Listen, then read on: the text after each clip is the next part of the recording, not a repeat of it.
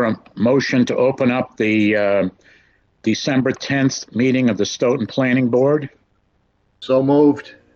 Thank you, Thank you, Senesi. Roll call vote. Mr. Kelly? Mr. Kelly? I'll come back to him. Mr. Garland? Oh, you're muted. Yeah. Oh, this Yes. Dan, hold on, I'm in meeting again now. You vote yes. Mr. Demuse? Yes. Okay.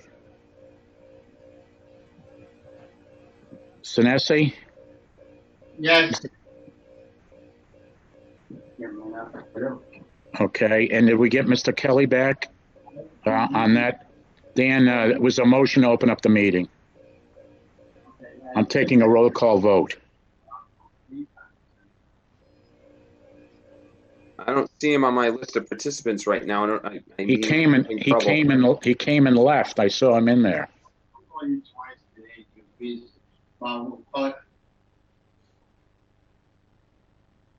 Yeah, he seems to have technical difficulties sometimes. Yes.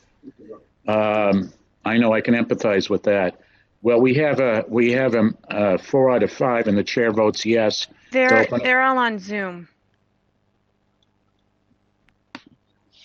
Okay. Okay. I need a motion to open up chairman's comments. So move. Second. Thank you. Thank you for the second. Mr. Kaba, Yes. Mr. Demuse, Yes. Mr. Garland, Yes. Mr. Kelly. Mr. Kelly isn't with us. The chair votes yes, so we have 4 votes to open up. In the interest of time this evening, I'm waiving the chairman's comments, so we're going to move right into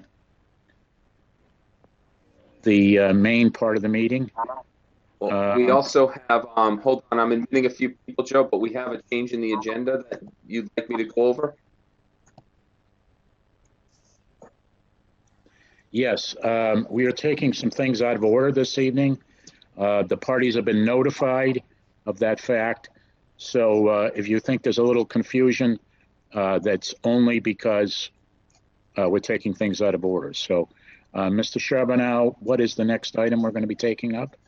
So, if you look at the agenda, because of requests from individuals and scheduling conflicts, the first thing we're going to take tonight is we're going to go right to the SRA's urban redevelopment plan discussion and update.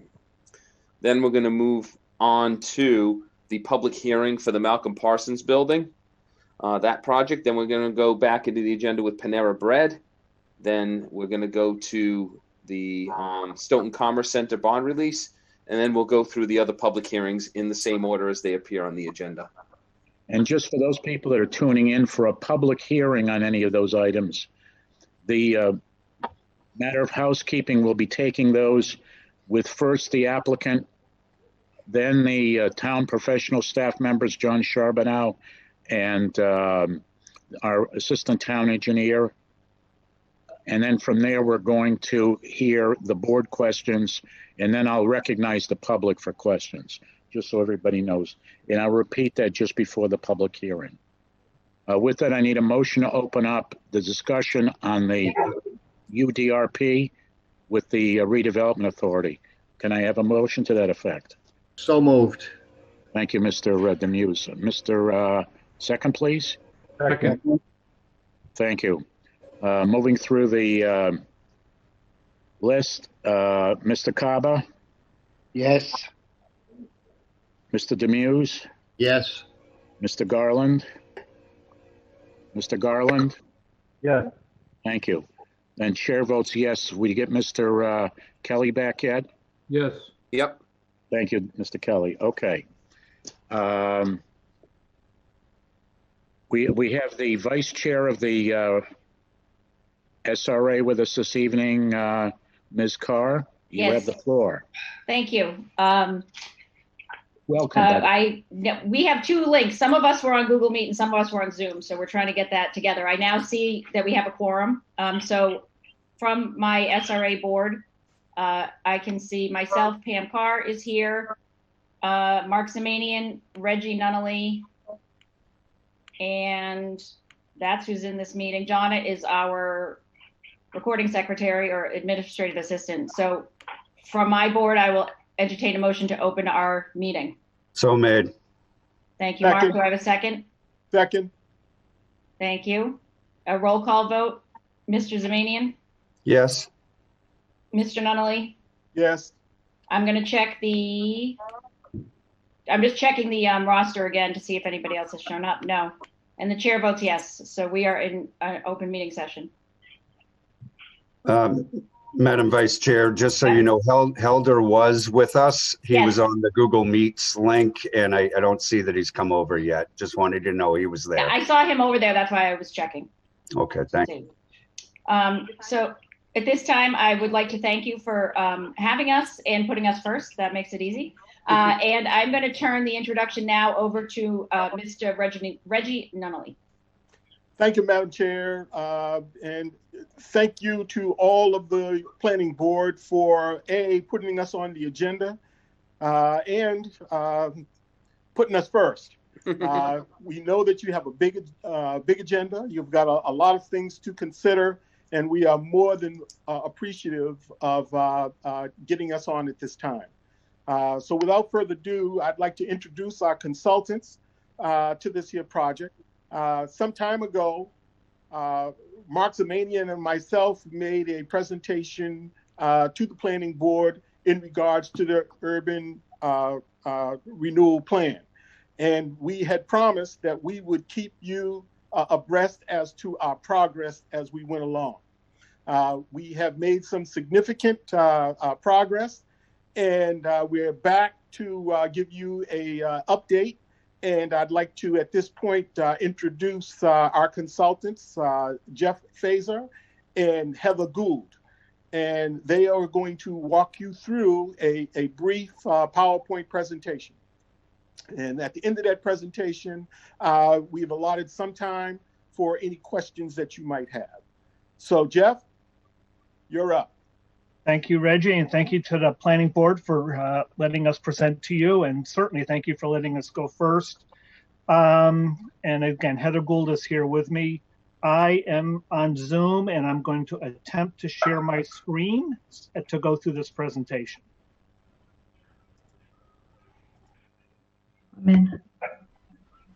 So hopefully everybody can see We the got it, PowerPoint. Jeff. Yep, we can see it. Okay, great. So what we want to do tonight is just let you know where we stand in the process of preparing the urban renewal plan, remind you of the planning board's role in this process, give you a quick update on the plan area, vision and goals that we're building upon, and then again, open it up for any questions or comments you have. So first of all, the state has a very prescribed method that communities or redevelopment authorities must follow to pull together a plan. This graphic here summarizes that process. And as many of you may know, the redevelopment authority actually started this planning process a few years ago and used the firm of Harriman to start the process. And they did a lot of the initial analysis, but it got to a point where it would, for a variety of reasons, the plan was not able to be finalized. So we were brought in and to work with the redevelopment authority and the community to finalize the plan. So the pre-planning that you see on the left side of this graphic here, the pre-planning had been done. Our role moving forward was to kind of revisit the pre-planning and the analysis that was done and review any reports that may have been produced since that original analysis was done. We've completed all that. We're in the middle of this graphic now. We've done property inspections and we've started to have discussions with the redevelopment authority as well as an advisory committee, which I'll get to in a minute, about what we call actions. And that's what's in the red box on this graphic here. certain actions that will be in the plan. And then once a draft plan is prepared, we will then be back before you to present the full plan and the findings and actions, and ask for your vote of support, which I'll get to later on in our presentation. Again, this is being done as an urban renewal plan, which is allowed under Mass General Law, Chapter 121B. And as I mentioned before, there's a very prescribed process we must go through, certain criteria we must meet, and certain information that needs to be presented to the state. The State Department of Housing and Community Development is the final approving agency for plans such as this. And it'll go to them after it gets the approval of the Stoughton Redevelopment Authority, the Planning Board, and the Select Board. One thing that I think it's important to emphasize is that we're not starting from ground zero. As I mentioned, we're building off of the previous work, but we're also building off the previous plans. And a real purpose of an urban renewal plan is to help a community address economic investment challenges, issues, and really spur economic development, job creation, et cetera. And we are building off of recommendations regarding economic development that came from previous plans. We're also building off goals and vision from previous plans. And part of what is going into the urban renewal plan, it's not solely the economic investment, but we also are looking at public realm improvements, again, which have come from previous plans. And all this is being looked at and reevaluated and confirmed as we move forward to put in our vision, goals, and actions within this urban renewal plan. And as I'll show you on a map in a minute, we're really focusing on the downtown area. But as we all know, downtown is really a heart of every community. And if things are improved downtown, it really improves the quality of life for all within all parts of Stoughton. As part of the state's requirements for preparing an urban renewal plan, we are required to present the plan to the planning board. Again, that'll be done when it is a full draft. And this first bullet here talks about the finding that the state asks the local planning boards to make when they are reviewing the plan. And the second bullet kind of is more of a summary of that requirement that says your role will be to look at the boundary of the plan to make sure it makes sense. And the boundary is important because the boundary defines the area within which actions and visions and goals are being proposed. And that within that boundary, that those, again, vision, goals, and actions are consistent with prior plans that have been done for the community, whether it's community-wide or specific to the downtown area. You do have a community-wide master plan, and you've also done some additional studies for the downtown area. We are making sure we are consistent with all those. If there is some reason to deviate from them for some reason, we would certainly point that out, but nothing like that has come up so far. So this here, these two maps here show the proposed urban renewal area. The large map shows the current proposed boundary outlined in black. So right in the middle of this black outlined area is, downtown Stoughton. We've got Town Hall, which is close to the Route 27 identified route number right in the middle there, in the circle.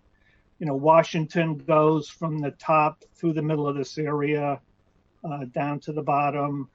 You've got Wyman Street off to the left. You can see the various streets here, and the railroad tracks are on the left side also.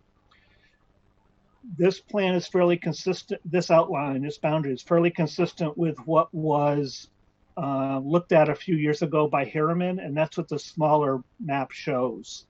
And the area has changed only slightly based on our update of the analysis that was done a few years ago. So if you look at the map on the left, you'll see some properties colored in kind of a, I'll call it a red, for lack of a fancier word. Those properties were part of the initial study, but we collectively have decided to remove them from the current boundary. They are primarily, if not exclusively, residential properties. None of them really have conditions that which we call contribute to the designation of an urban renewal area.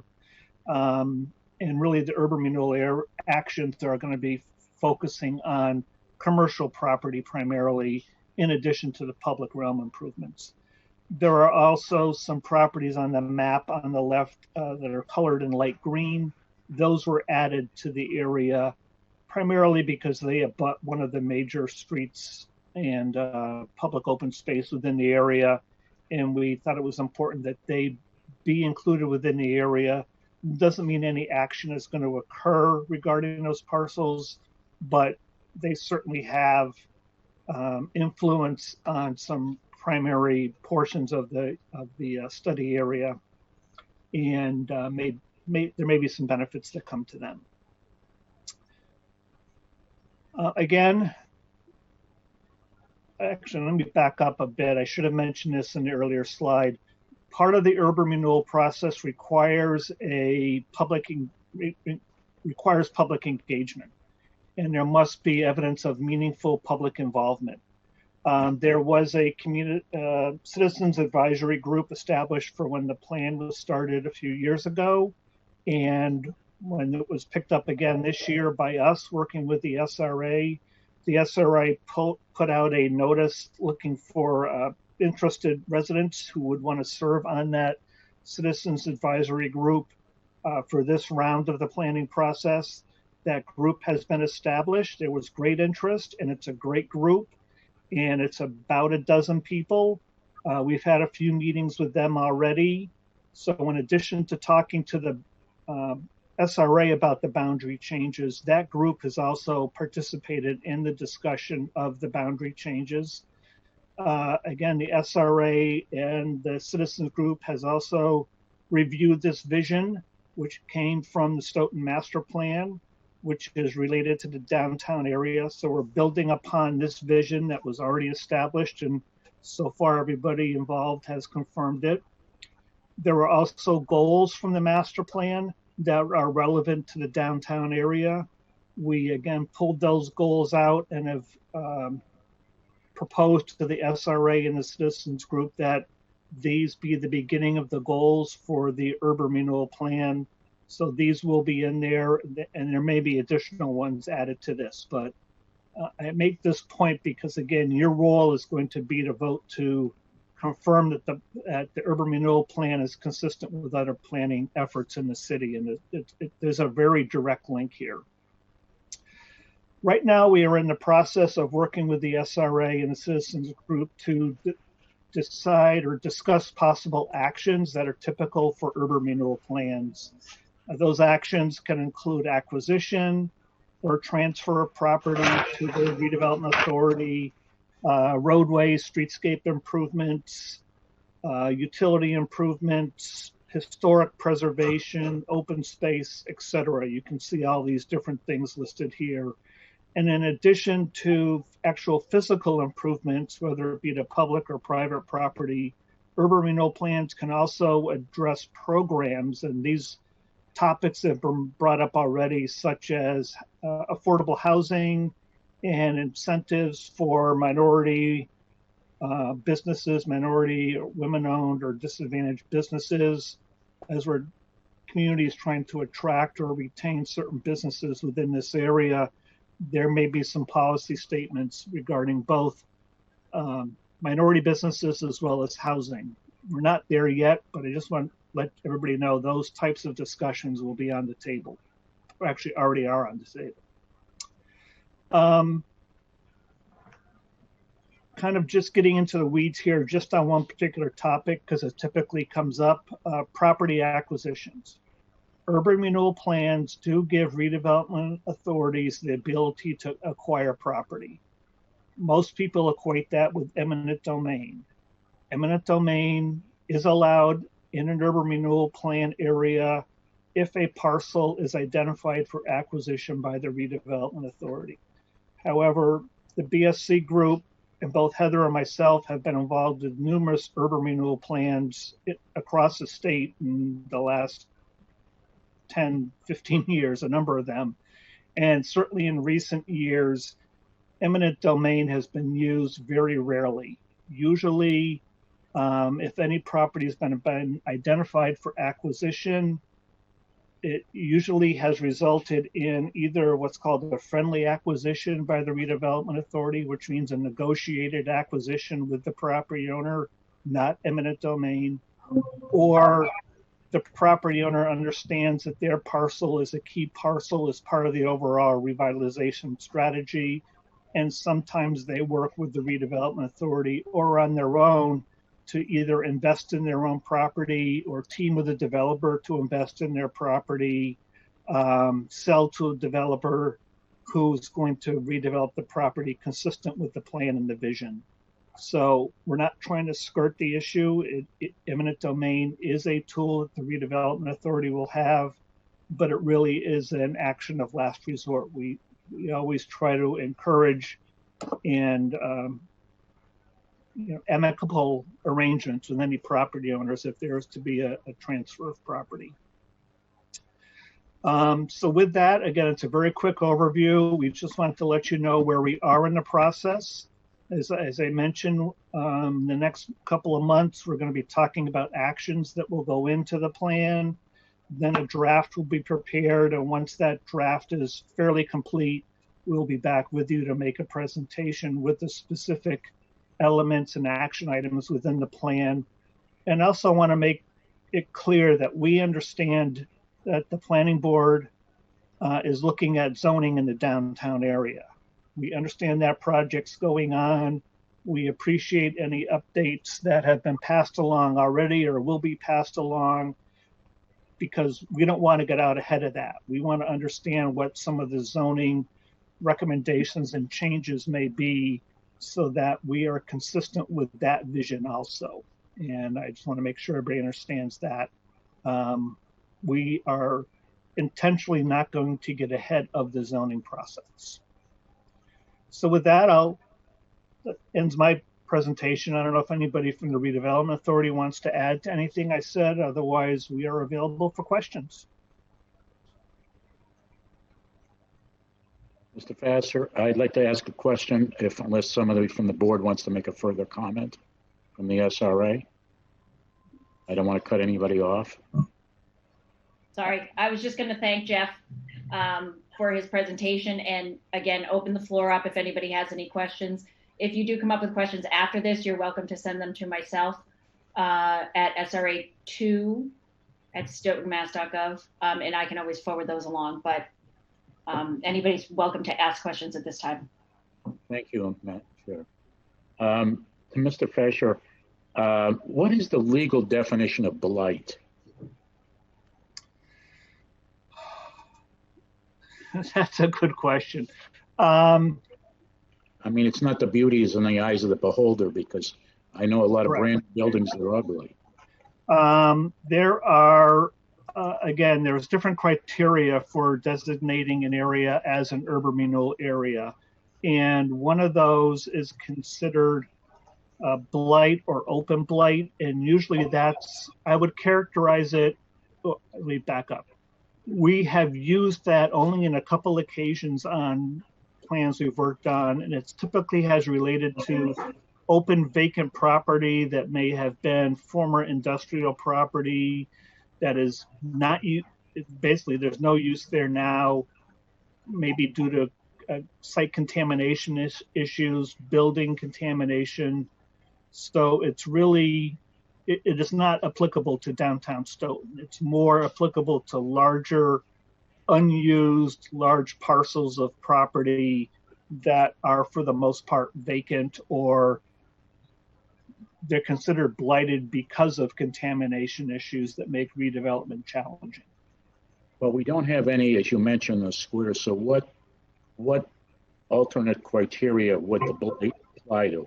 So Blight would not be one of the criteria we would be using on this plan. When the planning was done previously, Harriman, their findings recommended a designation of the Decadent Clause, and that's what we are finding also. And decadent sounds like a terrible word, and it is intended to identify characteristics such as some vacant buildings, some vacant lots, some buildings which may no longer be viable for current use based on their condition. They're older, they don't meet current code, it's very cost prohibitive for someone to invest in those and bring them up to meet current needs.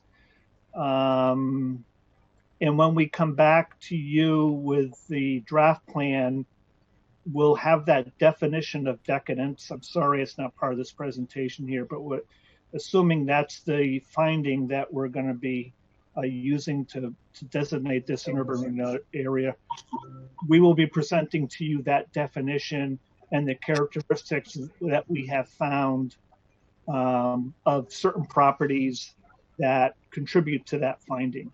Another one is large parking areas. In other words, property that, based on your zoning, however you define it moving forward for downtown, it may be that we believe that there will be a number of parcels that are highly underutilized downtown, and a lot of that underutilization may be as a result of a large amount of parking on some parcels that may not be necessary or the best use of that land.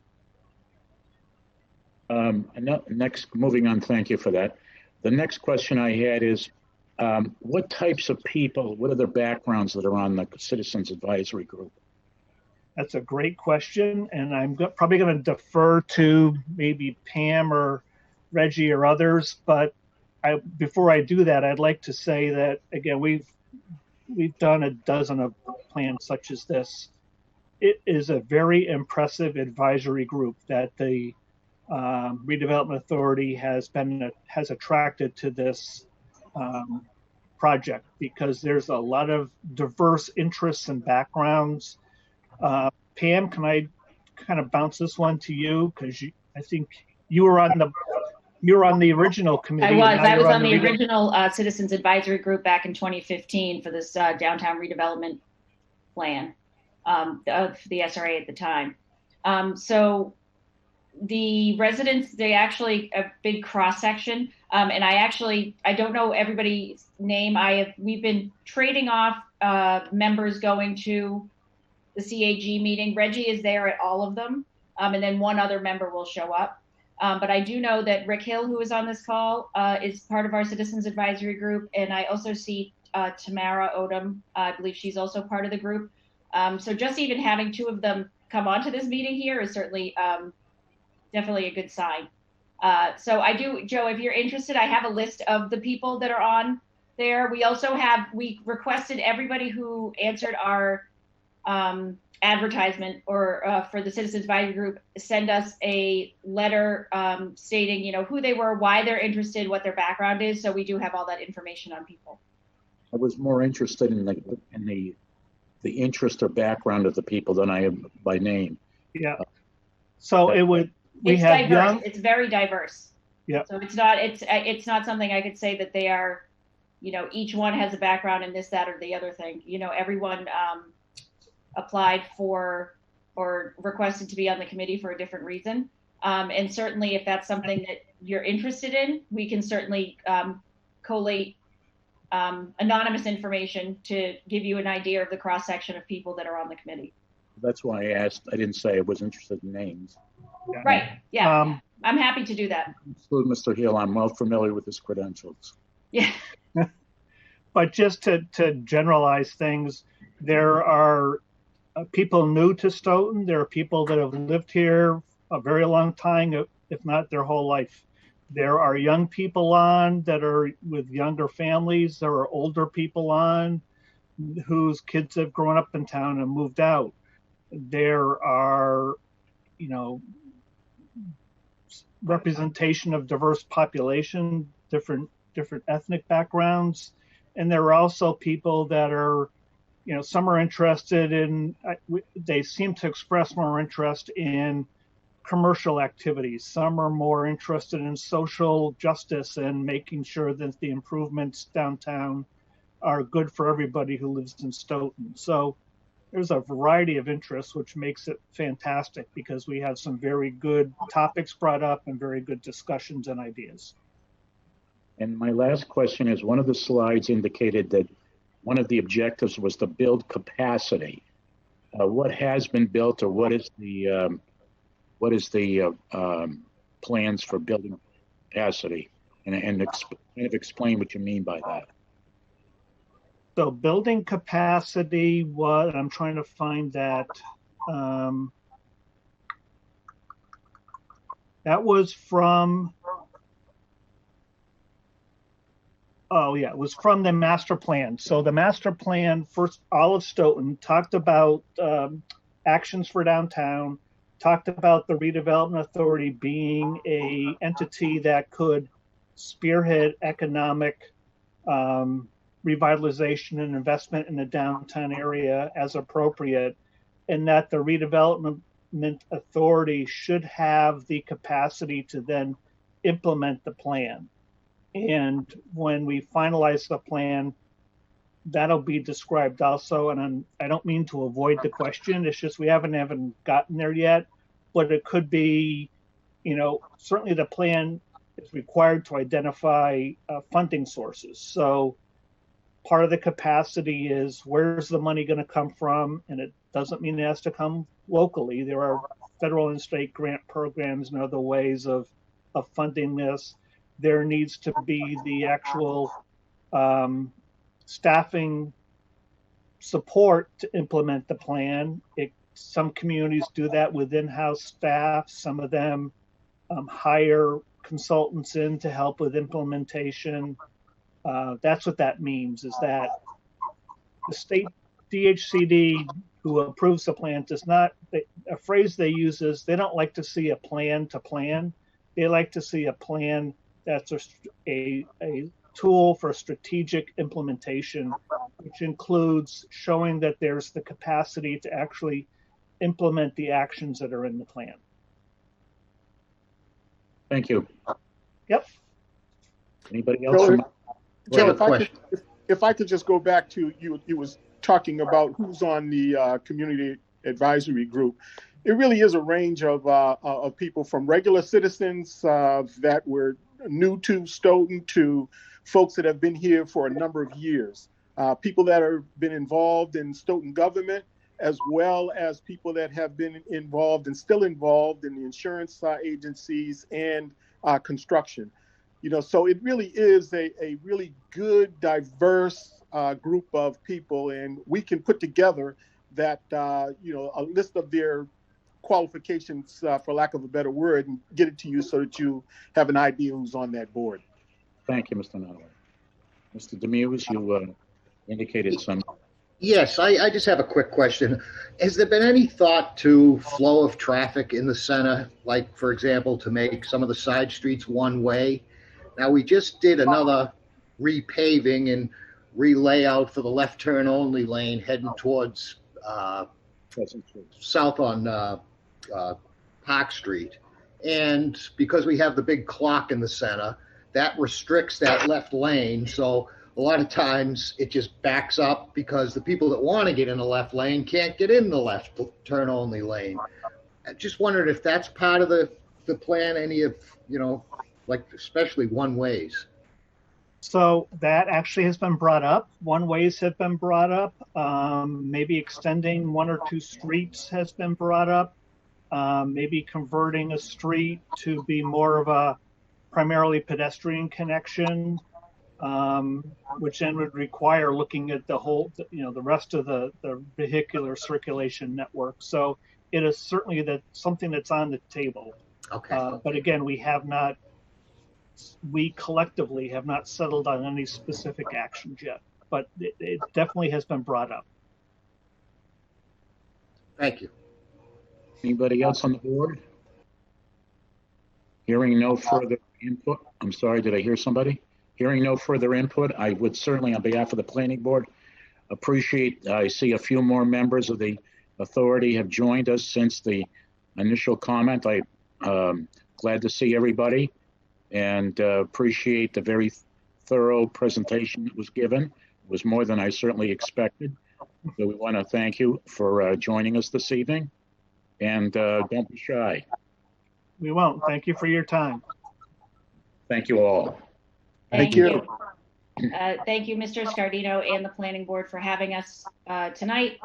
And as I said, we are here, so if other questions come up, please feel free to reach out and we will do our best to answer them in a timely manner. And as Reggie indicated as well, we will certainly send on that information so you can get an idea of the diversity within the Citizens Advisory Group. So thank you very much. And since this is the end of our part of your meeting, we need to close our open meeting. So I will entertain a motion from the Redevelopment Authority to adjourn our open session. So made. Second. Thank you. And I will need a roll call vote. Mr. Nunnally? Yes. Mr. Zemanian? Yes. And I now see Mr. Resendes.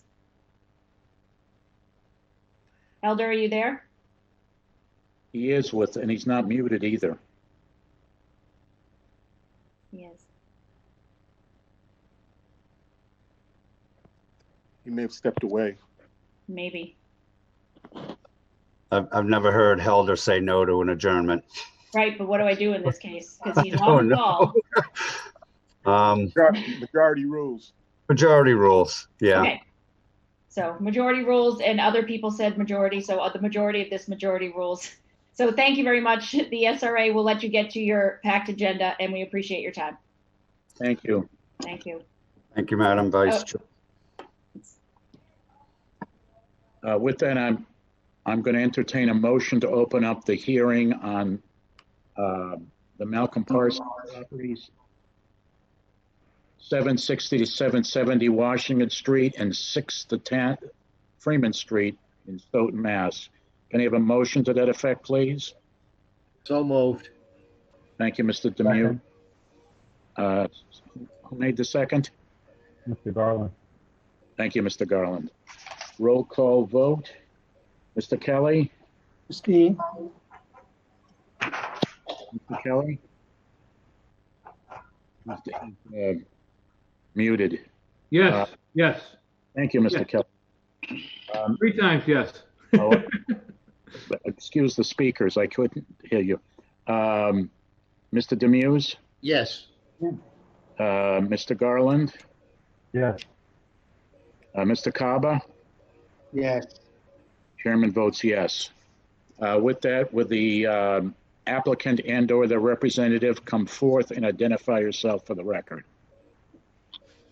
Good evening, Chair Scardino. I am Cheryl Tagayas, principal with Spalding Tagayas Architects, and I am here representing the applicant. I am joined tonight by the civil engineer, Paul Broadmerkel, and we're trying to get the applicant, the developer, Steve Connolly, to join. He's having difficulty doing that by phone, and I just sent him a Zoom link to try on his phone, so hopefully he will be able to join us. We appreciate you taking us out of order this evening, and we would like to get right to the content of the hearing. We submitted drawings, revised drawings and documents last week through the town planner, Mr. Charbonneau, that we think address the concerns and comments that we received both in writing and at the October meeting that we presented the building design to you. We don't have a formal presentation this evening, but we can ask Mr. Charbonneau to put any drawings that you would like up on the screen, and we can run through the changes that were made, or we're happy to take this in whatever format you wish to take it. With that, I'm going to move into the staff reports. We'll start off with Mr. Horsfall, our assistant town engineer. Would you? Thank you, Mr. Chairman. Yeah, we did receive the revised plans and documents and had the opportunity to review them. And in comparison with the first set of drawings and our original technical review letter, the revised plans did in fact address the majority of the comments that were brought up in that review letter from our initial review. There were a few minor adjustments that are still necessary on the main site on the civil drawings regarding the utility connections. The roof drain connection is still directed towards Washington Street to a drain manhole that's located within the newly paved area of Washington Street, and that will need to be relocated. And I think that can be easily done to a manhole that's located down at the corner of Freeman and Washington Street. There's a sewer clean out that also needs to be moved behind the curb. It's also located in the new pavement area. And the water service configuration, now that it's been revised, we need just to have that reviewed and approved by the water superintendent, Phil McNulty. The satellite parking area, we still need to have a test pit performed to determine the compatibility with the proposed design of the existing soils below the surface. So we'd like to see that as a condition of approval. And as usual, the planning board needs to evaluate the appropriateness of the proposed landscaping for both locations. So for the main site and for the satellite parking area. There's been some significant changes to the satellite area, whereas I think the main forms of landscaping are now the white vinyl PVC fence along the residential properties and a couple of trees in one of the landscaped islands, but that seems to be the extent of it. Anything else, Mr. Horsfall? No, that's it for now. Thank you very much. Mr. Charbonneau?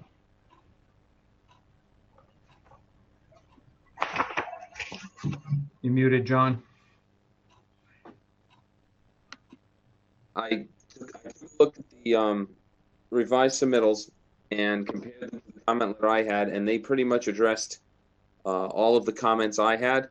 The only outstanding items that I can see at this point, one is, and Joe, you mentioned this to me in a previous conversation, but on the two landscaping plans for the parking lot and for the main building, what we usually like to see is we usually like to see a matrix or a little table showing what the landscaping requirements are and what is being proposed to make sure that they are meeting the minimum requirements for the landscaping of the parking area and also for the main building area. Also, you know, in relation to the landscaping for the satellite parking, you know, we did get comments from the police department that they would like to see minimal landscaping and minimal enclosure or fencing of that parking lot for safety reasons. But we could potentially talk about some kind of compromise with that, with the police department in terms of, you know, if the board decides that they would like to maintain some kind of fencing, at least along the railroad track side of the parking lot and some kind of landscaping, we could potentially talk about some kind of security camera installation to appease the police department so they feel that the area is safely monitored. So other than that, those are the only comments I had. I did send to the board a letter. I believe it was from the law firm of Rich May, who represents Mr. Odenweller, the abutter to the project. They were supposed to attend the meeting tonight. It did send an email out to the law office today, letting them know that. Rich May. David? Okay, great. So they are here tonight. So they did request some time to do a brief presentation, Mr. Chair, if you would like to allow them to do that here shortly. But that's the extent of my comments at this point. They have addressed mostly everything. Attorney Glad, what we'll do is after the board has gone through their questions, we open it up to the public. You weren't on earlier when I explained our housekeeping rules. At that point, I'll let you lead off, and then any other member of the public that would like to comment will do so at that time. So I'll recognize you when the board is through with its questions. Thank you. You're welcome. With that, I'm going to, the last time we met, I believe Mr. Kelly and Mr. Garland had a significant amount of comments about the area between the buildings, and I'm going to let those two lead off. That's a pretty significant comment. John, could you put the plan up on this so it could be viewed? Which plan? And the main plan? Yeah, let's try to start with the main plan, and I'll go through it from that point. Okay. Just give me a second to open it up and share it.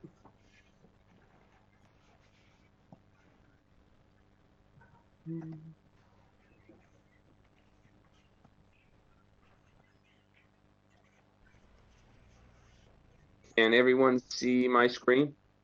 Yes. Okay, great. So can you direct me where you'd like me to go? Going down, John. Going down. Keep going? Yeah, go to the next page. Sorry. Okay. No, next page. That's existing conditions. Oh. There we go. Let me scroll up. Right there. It's first floor, proposed site plan. So my question is, and it still seems to be that, have we done anything as far as the open space area that's beside the building, to the north side of the building, as far as trying to close that off from Washington Street at this time? Is that still leaving just an alleyway of approximately 15 feet from Washington Street that's just wide open? Mr. Chair, would you like me to address that question? Go ahead, Mr. Gaius. Mr. Charbonneau, if you could put up the architectural set and go to the landscape plan, which has an enlargement of that area north on the north side, please. Okay, hold on 1 second, please. Is that Freeman Street? Is that layout and spec, Cheryl? No, I think it should have an STA in the title of the sheet of the set. Okay. Well, I have SDA response to plan of comments. Should be something called a revised set, I believe. Amended set. Okay. Amended set. Yes, that's it. Okay. Let me get that. Here we go. Can everyone see that? Actually, so first, if we could go to the architectural first floor plan and then come back to the landscape plan. So I think landscape in this order is first, but I would like to go to the architectural first. This is basement. One more. So what we did here, and if you could zoom out so we could see the entirety of that plan, please. So what we've done is we've added a chain link fence that is at the back of the parking, and it runs between, in an L shape, if you will, an opposite L. So top goes from the existing building, adjacent building on the bottom right, to the adjacent building on the upper left. So that kind of a shape would be a new fence that we've proposed as a black vinyl chain link fence. And then in that open space, I can point out here that we've, in this plan, we've eliminated a dumpster and a dumpster pad, and are handling waste management through rollouts, which are contained within a recess in the building that you can see here. That's pointed out just to the bottom of the bicycle rack. So we've moved the bicycle racks up to that open space, and then we have a landscape plan to deter movement from the street, from Washington Street to the back parking lot. And this is that landscape plan. So we consulted with the landscape architect, Elise Nash, about these plant materials so that they would be appropriate for this condition. We explained this condition of being on the north side of the property between two buildings and this plant list. We also asked her to develop a planting that would deter pedestrian traffic through this area. And so now on this, in this area at the north of the property, starting from Washington Street. We have an area designated for outdoor patio. Should there be a user for the commercial space that could benefit from outdoor seating. And then we have the planting bed, and then we have the bicycle racks. Okay, I'll let Mr. Kelly finish before I. Mr. Digas, I like what you're doing. I kind of applaud what you did with the plan. My concern with this whole area is comes from a public safety point of view, and also from a point of view of what's going on with people coming in and out of there. It wasn't just always through traffic. It was actually kind of almost what you did is you've created an area for people to be in at night that, I don't know what's going on there. How is that going to be secured, policed, that type of stuff? And that's where my concern is. I understand the people's living quarters. I like the idea from a conceptual point of view of having a patio for some future commercial tenant out there. I like the idea of having the green space. I just do not like the idea of having a narrow alley coming directly off of a main street that it almost invites people or invites, issues that may end up having down the road. And I just don't know how we control that. And that's really what my issue is. And I don't know whether there's any other place that we actually have in our town that would create that kind of a small alley off of a main street that would give us this type of an effect. Everything else you're doing, what you're doing with the building, I agree with it. This particular piece of it has a problem with me as far as the way we're gonna deal with it. And I'm not sure that this ends up being the end all. I'm not the only person on the board, so I'm allow other people on the board to talk about it, and maybe other people who don't agree with me. So I'm just bringing that up as my thoughts. Well, Dan, I think it's a perfect segue to the way I feel. This is the most critical point of this plan for me is this condition, not so much about the design approach, but just what will inevitably happen. It will naturally, because of the dimension and the darkness that's created, it'll become like a little sneaky spot. It will collect trash. It will be hard to maintain during the winter. It's the kind of thing you really want to avoid in any kind of urban planning conditions or suburban planning, just along a street wall like that. I guess my question is it possible to extend the exterior face of the building? Just let's call the wall thickness a foot, just for conversation. Could you extend that 1 foot of wall, treat it like a wing wall, to connect the edge of your building with the edge of the adjacent building? Behind it, it could be some sort of open space that is managed or maintained from within the parking lot by the facilities people, but from the street wall, at least visually, it's fully connected, and it doesn't allow people or vandalism or anything to happen back in there. Is that possible? And that was actually what, John, was one of the original drawing that actually existed, and I'm not sure why it got taken off. So I want to throw something in here for discussion for both Jonathan and Dan. I happen to be in Needham Center, and I know Needham has a lot of areas, and I'm talking about right near the intersection of Chestnut and I believe it's Great Plain Avenue. There is 2 buildings where there's a space between them, and the space has been it's been paved, so obviously with bricks, and there's an iron gate that opens and closes. So I'm a little concerned about shutting it off from Washington Street, and I hear both of you in terms of the safety issues. So one of the suggestions I have is to keep the landscaping and to have a gate in there so that at least during the majority of the daylight hours, that gate is open, and that at night it gets locked. And second of all, to add, I don't know if there's any, Ms. Tugayas, there's any wall packs in that open space area. So that would be another area to increase the safety by having enough lighting in there to light up that area. Yes, Mr. Chair, we do have lighting along that wall. I think there's 3 fixtures.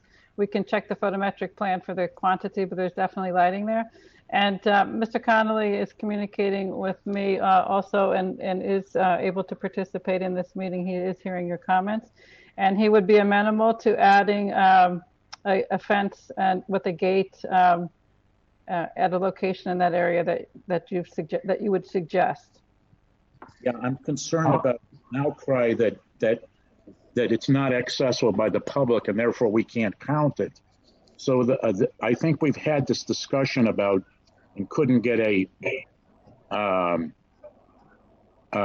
definitive answer. I think some of us felt uncomfortable with the only access being through the business that doesn't exist right now because there is no proposed tenant there.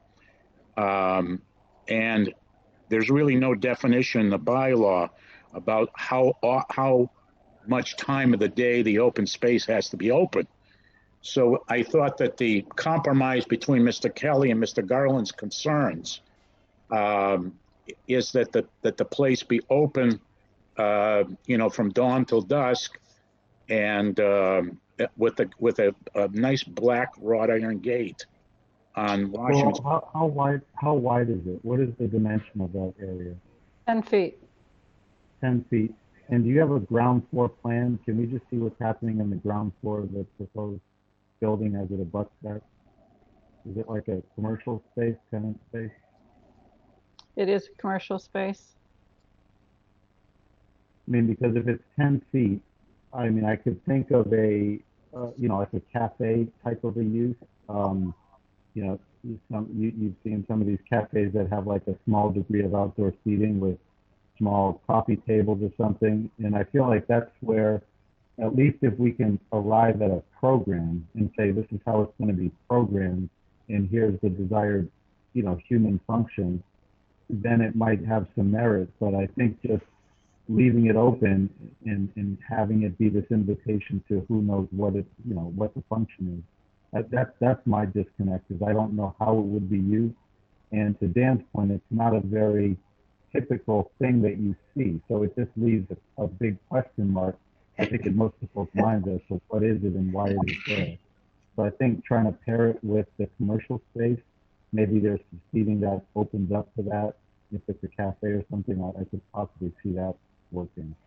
May I point out that on the plan here, you'll see a door. There's also storefront on either side of that door. So the same kind of architectural treatment that you would see on Washington Street wraps the corner. And that's visible in the elevations as well. If you'd like to see that, it's later in the same set of drawings. Okay, but at this point, it's the owner's, I guess, intention to try and create a commercial use that would somehow complement that outdoor space? That's correct. Okay, thank you. But Jonathan, and I don't disagree in theory with what you're talking about, but the problem that John and I talked about on this was the fact that unless you're a patron of that business that has the door, if you didn't have an ability to enter that space from Washington Street, it really isn't accessible by the public, which is what the bylaw. Oh, no, I think what I'm saying now is by programming it from the inside, it at least gives it a program and an invitation for people to understand what's happening. If you're walking along from a public, from down Washington, if you happen to walk past it and you see it, I'm imagining you could go into the cafe that way, or you could grab a coffee and go out and sit in that space. So it would be accessible from the public. And I'm just saying, if it can be tied to the program on the inside, at least it has an explanation for being there, versus being a mystery piece of land that nobody knows why it's there. Again, and because we don't know who the tenant will be in that corner, this is a possible suggestion to what you're talking about, and I was going to get to this later about the use of benches. The original 2014, as amended, had benches, I think, on Washington Street. One of the ways to do it is, until that space is open for, you could move a bench in there that would match the one in the front, and so there'd be some rhyme or reason for that space. I think I understand where you're coming from. It's kind of a right. But in all honesty, and this is where I'll leave it. But let's be honest. This is north facing. It's going to get no sunlight. You have a building casting shadow on it. It's 10 feet, and we get harsh climates most of the year. So it's not going to be an inviting space just because of the features that are designed around it. It's a shadow pit. And, believe me, if it wasn't a requirement, I would be happy to wipe it out. But unfortunately, we don't have until that bylaw gets changed, we don't have the prerogative to do that, the legal capacity. So we're just trying to make a silk purse out of a sow's ear here with respect to the concepts and the observations that you and Mr. Kelly have made. Mr. Chairman, Yes, Mr. Demuse. if this was to be used as a patio area, it would more than likely have a fence there anyway. Or at least a gated fence of some sort. But yes, I was suggesting that be used for after hours, but you can't have a public space that you have to be a patron and go through the store. And right now, there is no tenant there. If there was a proposed tenant, it makes the case a little better, but it still implies to people that you have to be a patron of the Exco Cafe in order to go into that space. And I think there may be reasonable people may disagree that that's not open to the public per the bylaw. Hopefully, in another nine months or so, that'll no longer be a problem. Okay.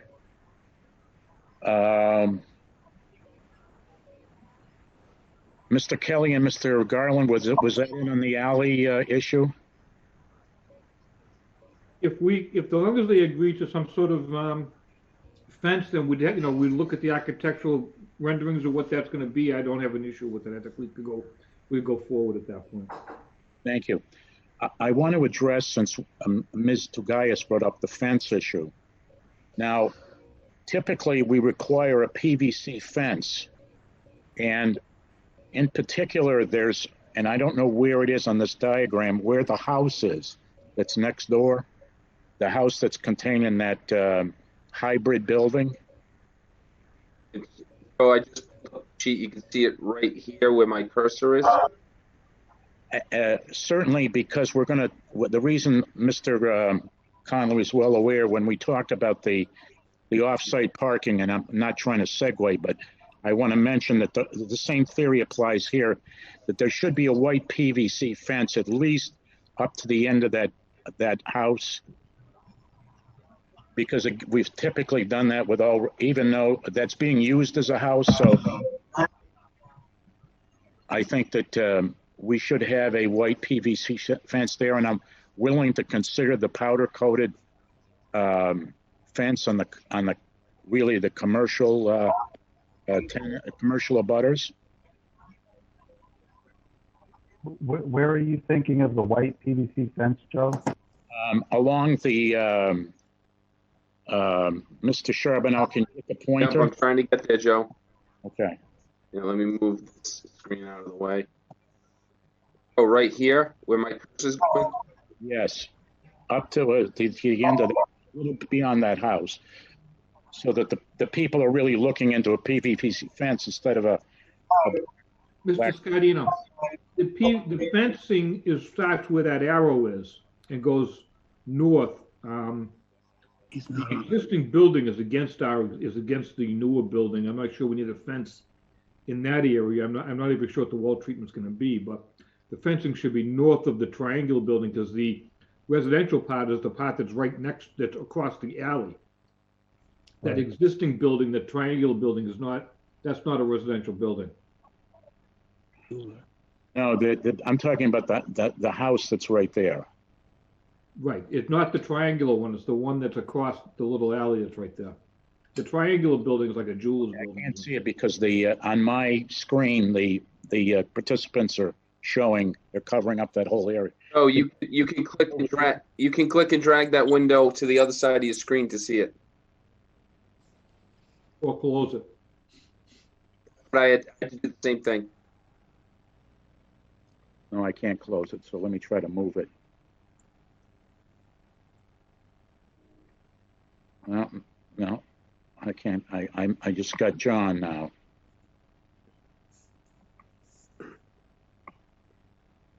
Okay, minimized. Okay, now, show me can you show me with an arrow, Mr. Charbonneau, where the house is? Right here. It's 14 to 18. Where's the house? Okay. John, that is not the house. The house is the next building over. Okay. Okay, the house is that building there. That's Okay. correct.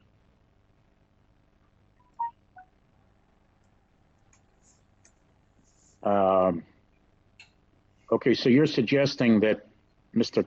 Kelly, based on my statement, that from the top of the trapezoidal structure to the corner, that should be PVC, Correct. if that's my objective. Right. He's calling for a 6-foot-high black vinyl chain link fence in that area. Yeah, and I think that we want to go, since it's a residential, on 8-foot PVC for that section, transitioning to the black on either side. Okay. Okay, finishing. Mr. Guys, do you mind if I don't want to cut you off for your presentation. No, that's okay. And what you suggest for the white PVC at this portion of the site plan, Mr. Connolly is also amenable to. Okay. Now, and I thank you, because this rendition of the plans are much more robust in terms of landscaping plans per se, but there's some inconsistency. You did a nice job with the open space item, but on the original, when I refer to the original plans, the plans that existed before this set came in for this iteration of hearings, there was a cut sheet with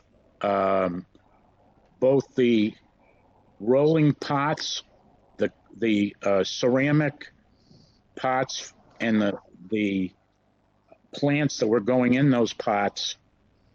There was a cut sheet that showed the planters, both in front and on the sides, what was going in those planters. And as I said, you did a nice job with the open space, but there's that is missing from this set of plans, and that's part of the landscaping that should carry over from the original budget. I do think, Mr. Chair, if Mr. Charbonneau could pull up the civil plans and particularly the landscape plan, you could probably pull up so if you find the landscape plan here, I do believe a cut sheet of the planter is on this plan. We may be. What page, Carol? How far down? Right here? Yeah, they're almost there. We spec'd it on the sheet that I remember from the prior iterations. Yeah, I thought so too. Okay, so I see it's missing here. Okay, so the plant materials are called out here. It's just the cut sheet's not there. We go back one there, John, Mr. Charbonneau, please go back up. So this is the planting plan here. There is a color version of that. But the cut sheet, we can certainly supply the cut sheet for the planter. Carol, let me see if I can pull up the colored landscaping. And again, it's tough to maneuver around the window. Because what I'm talking about, and I see the chart, but you know how in the open area, you've got the species? Mm-hmm. You've got color pictures of what they look like. Yeah. And you did that for this area up in here that we're just talking about. There's no color pictures of the plants that we asked for with respect to the street landscaping, as well as I remember that vividly, that those planters have rollers on them. Right. You selected and also in that same vein, we talked about matching trash receptacles with the benches out front. And that detail, I think, was a hanging issue, because I've got some emails with samples from you from probably 4 years ago. So. Okay. We need to add those as you can do them as color cut sheets like you did the light fixtures. Okay. And just show their location on the plans. And one suggestion I have for the open space landscaped area, can we add some other color of the hydrangeas other than white? And I'll let you pick the color, but I'd like something in addition to the white. Okay. Okay. I've asked about the well packs.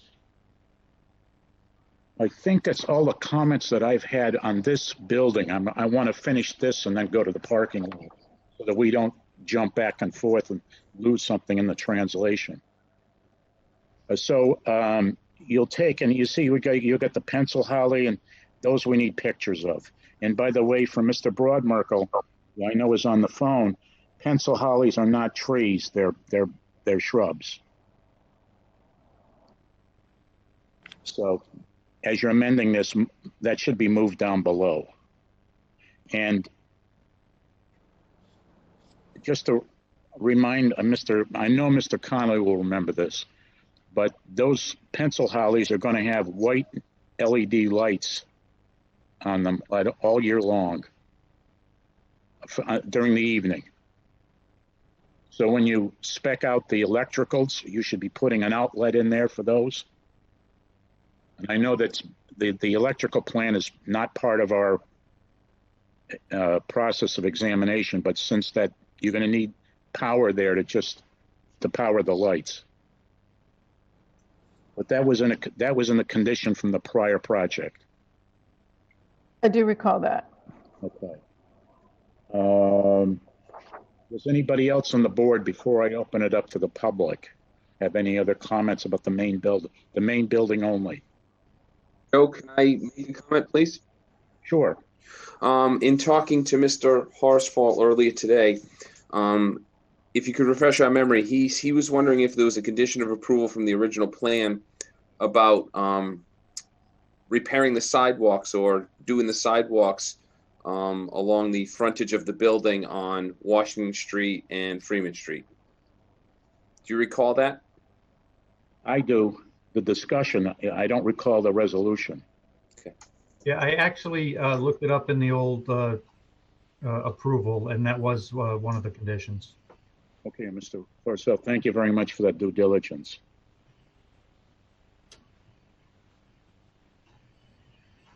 John, can you put up the elevations for the building? Okay, hold on. Well, let me close out some of these. It's at the back side of that same file with the plans, Mr. Charbonneau. Okay. So this one, Cheryl? The STA set, the amended plan set. The next one over, I think, in your tab. There, towards the back of that set. Okay.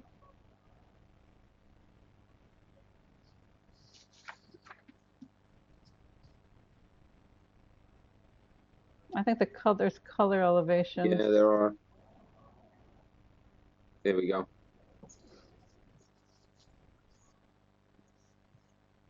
Is that good, Ken? I had a comment on this page. I don't know if you did, Dan. If you did. We'd actually talked about the elevation in this area. And John, you brought it up first. If you want to continue explaining it to them so we can discuss that. Yeah, so if you move at this top elevation, if you start at the far right-hand side, you have a section that looks like it's a beige color, and then there's a blue. I was suggesting, could we make that blue a double wide portion so it centers on the garage opening below it? To me, it would look more intentional to have that double wide blue with a double bay centered right over that garage opening. Right now, it looks like it's kind of straddling between both the beige and the blue. At our last meeting, we didn't have the floor plan for the second and third floor available to us, but if Mr. Charbonneau could move up this set to that floor, I'd like to show you what that looks like on the interior and why it is the way it is in the elevation, and it's very much to do with the interior layout. Okay, got it.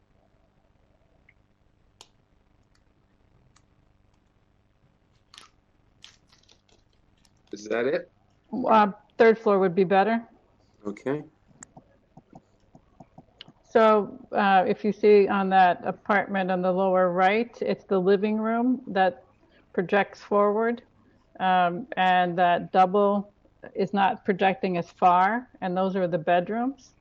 And then if you go to the fourth floor, John, where you just were, that bay stops, and that's an outdoor space there, which is accessible to the apartment on the interior.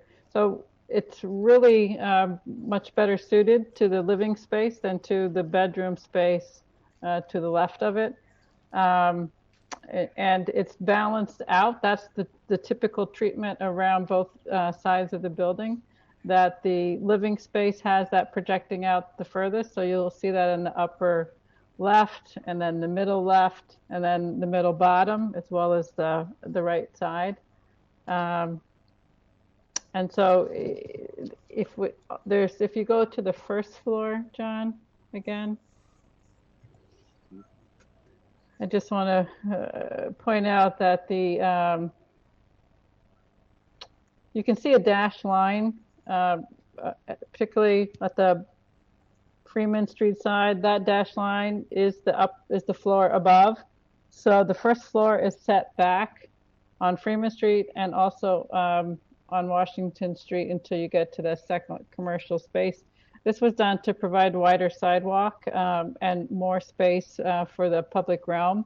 But the building up above, all of it comes out forward of that until you get over to the very right side corner. And so the perception of it, I think, is a little different in elevation than what you'll see sort of on the ground looking, because all of it is going to be sort of overhead at the sidewalk level. Mm-hmm. Yes, right. I think the challenge would be getting a bay into that bedroom, which I understand you don't have a condition like that anywhere else on the building, right? All the bays are in the living room. Correct, right. Yeah, that was my only concern, but I understand. Thank you. Anything else, Mr. Garland? No. Thank you. Thank you. Anybody else on the board with anything on the main building? With that, I'm going to open it up to the public, and I believe the abutters attorney it will be the first to speak. Yes, thank you very much. Members of the board, good evening.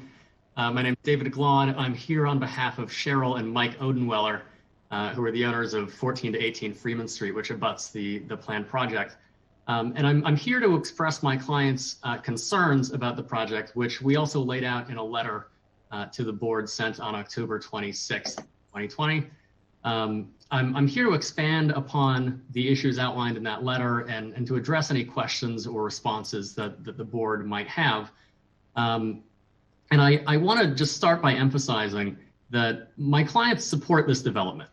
They appreciate the enhancements to the commercial and residential viability of this intersection and the neighborhood that the project is going to have. We're simply asking the board to proceed with this development in a way that's going to protect the existing owners and tenants of abutting and nearby properties. So with that, I'll jump in, and I have really three issues that I want to discuss. The first is that with this development having increased from the originally planned 3 stories to now 4 stories, that puts a lot of burdens on abutters. And I understand that what made that increase possible was the addition of parking in that satellite lot that's about 1,500 feet away from the project.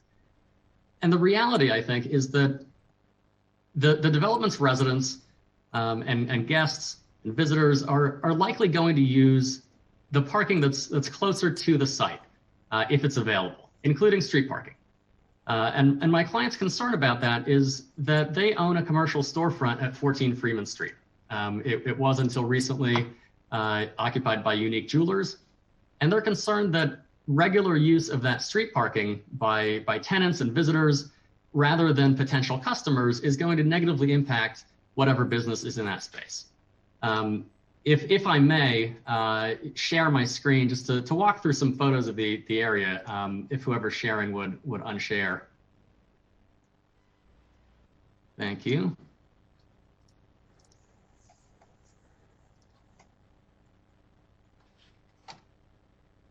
Okay, let's see if I can manage to tangle with the technology. So can everyone see this photo now? Yes. Okay. So this shows the Unique Jewelers storefront. That's 14 Freeman. The residential home next to it is 18 Freeman. And as you can see, the street parking right here is an ideal location for customers of that business to park.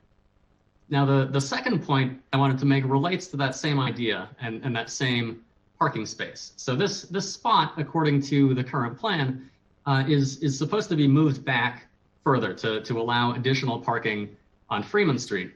And where it lies on the current plan, it actually abuts into this walkway alongside my client's property. Somebody parking in that spot, but not fully in the spot, could even jut out and potentially block the entry and egress from the 18 Freeman driveway. And even a vehicle that's fully in this new planned spot is going to potentially impede passage, especially for emergency vehicles down what is a very narrow area of the street. So the photo that I'm putting up now is a little further up Freeman Street, right in front of the fire stations there. And you can see that it's really narrow, it's jutted, it sort of curves to the right here.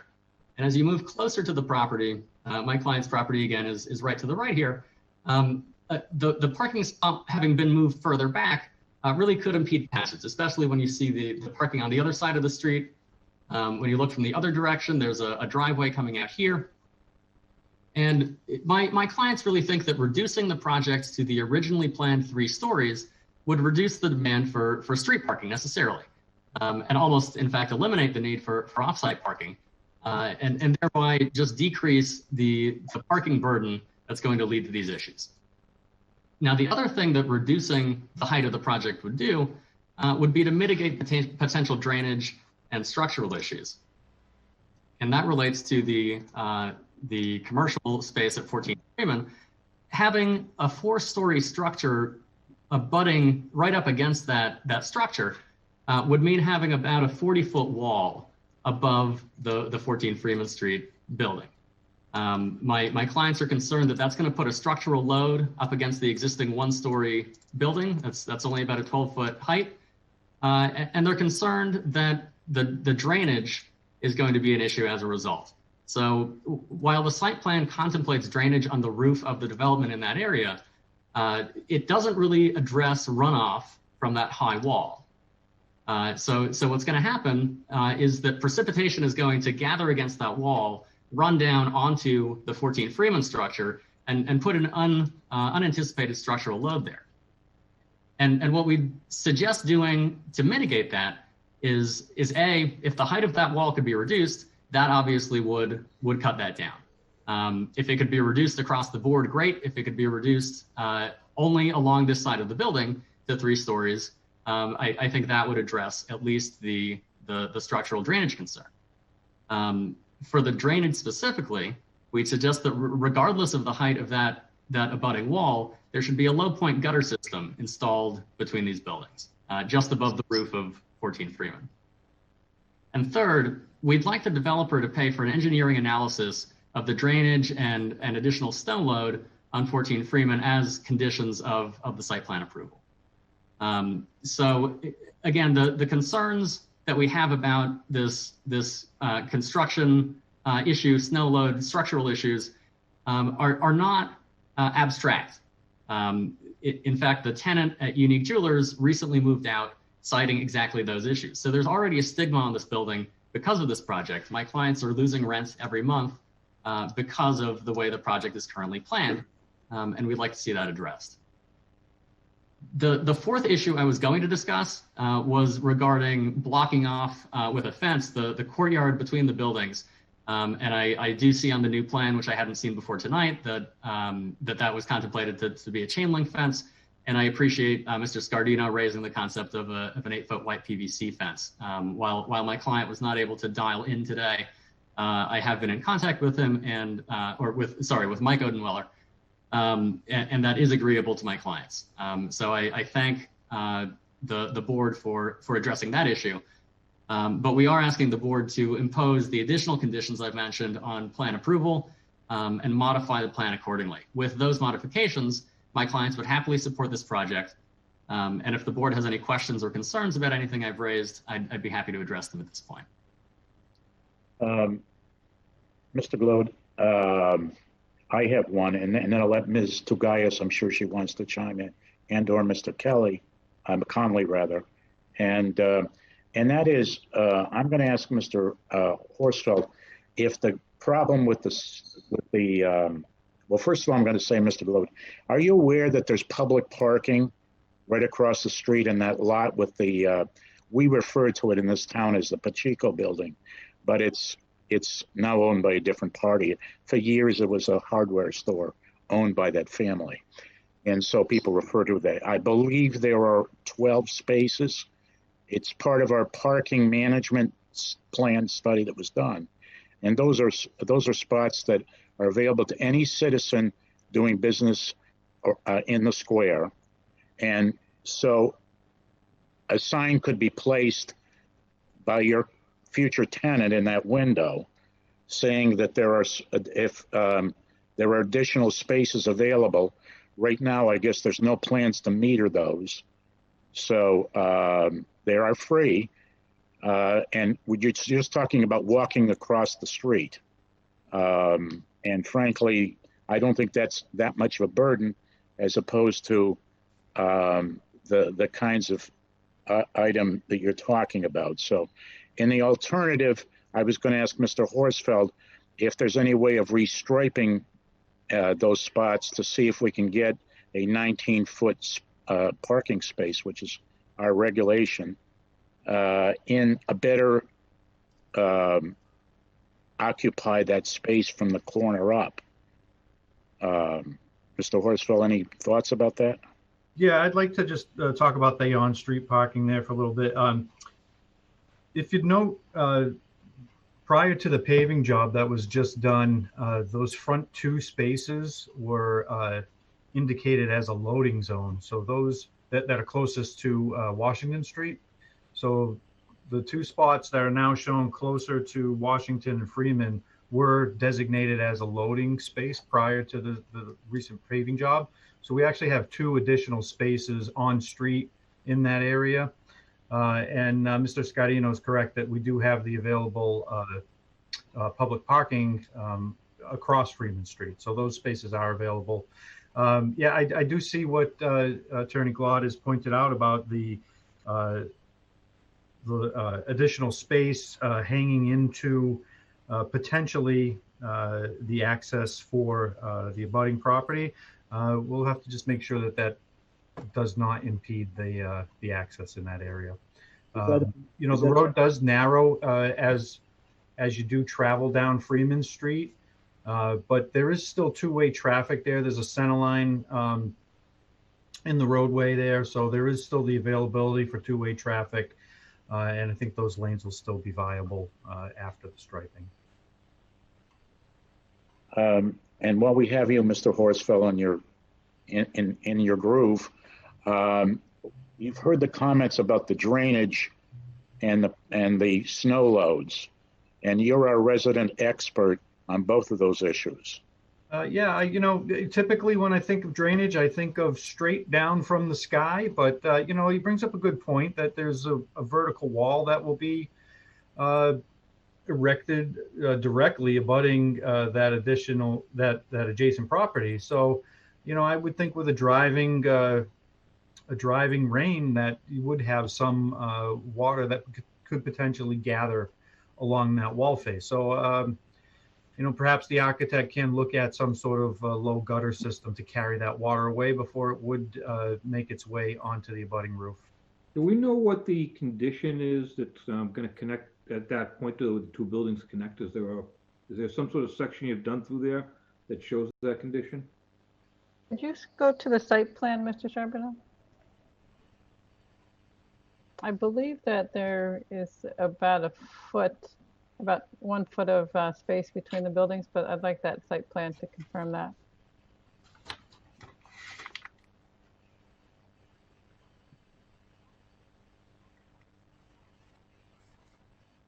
So,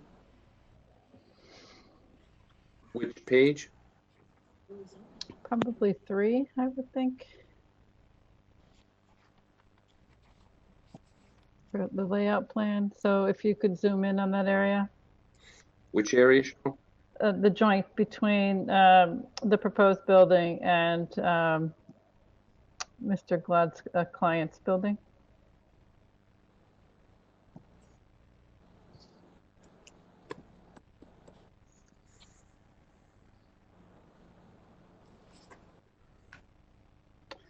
I think if you zoom right into that corner, there might be a dimension there of what that. I believe. Oh, there we go. That's. Yeah. So it looks to be less than a foot, but there is a slight setback there. I think it says 0.11 feet back. Okay. And so let's diverges from there. Okay. So, which is definitely less than a foot, but let's also remember that the wall stops at the bottom of the floor above, and that it's open at this, and supported by piers at this level. That's what I was going to ask. So is that floor level, is that above the height of the existing building, or is it lower? I'm not sure that I know the height of the existing building, but it's pretty close to, I think it's a 1-story building, so I would think that the heights are fairly close to one another there. The reason I ask is, so there is a distance, and there was not a potential for an additional snow load if we have an open wall above the building, and there was a distance between it. Okay. Yeah, and as far as the load, the building code requires that the structural engineer not impose adverse loads on adjacent properties like this. So the engineer will have to do an evaluation and make a determination of any improvements would have to be made to address any increased snow loads that might be imposed by this new building. That's a requirement of the building code. And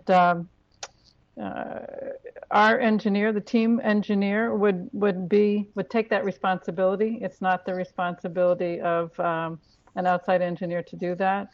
Mr. Bombardier, Lee Bombardier, is a structural engineer with decades of experience, and it's something that he's come across many times before.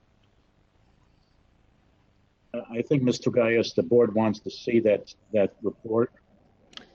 That report normally comes during the building permit phase.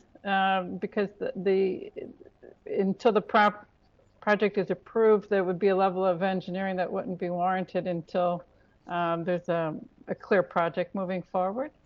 Well, we have an abutter with some concerns, so the planning board loses its oversight capacity with respect to the project at the time of which the project is approved. So there's a problem here with respect to remediation after the fact. So, well, Joe, we could always ask for that report prior to a milestone, such as prior to issuance of building permits.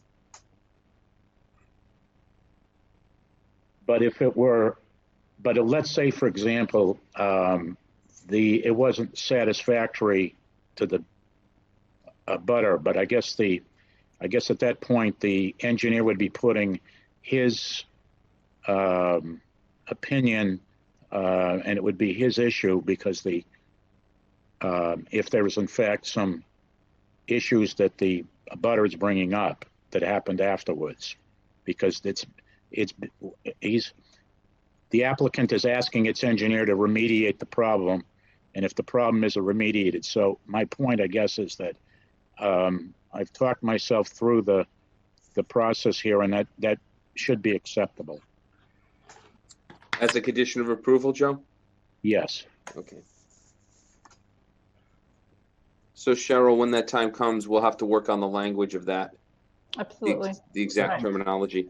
I But mean, I am concerned that if the engineer comes back and says, I can't certify it, then where do we go from there?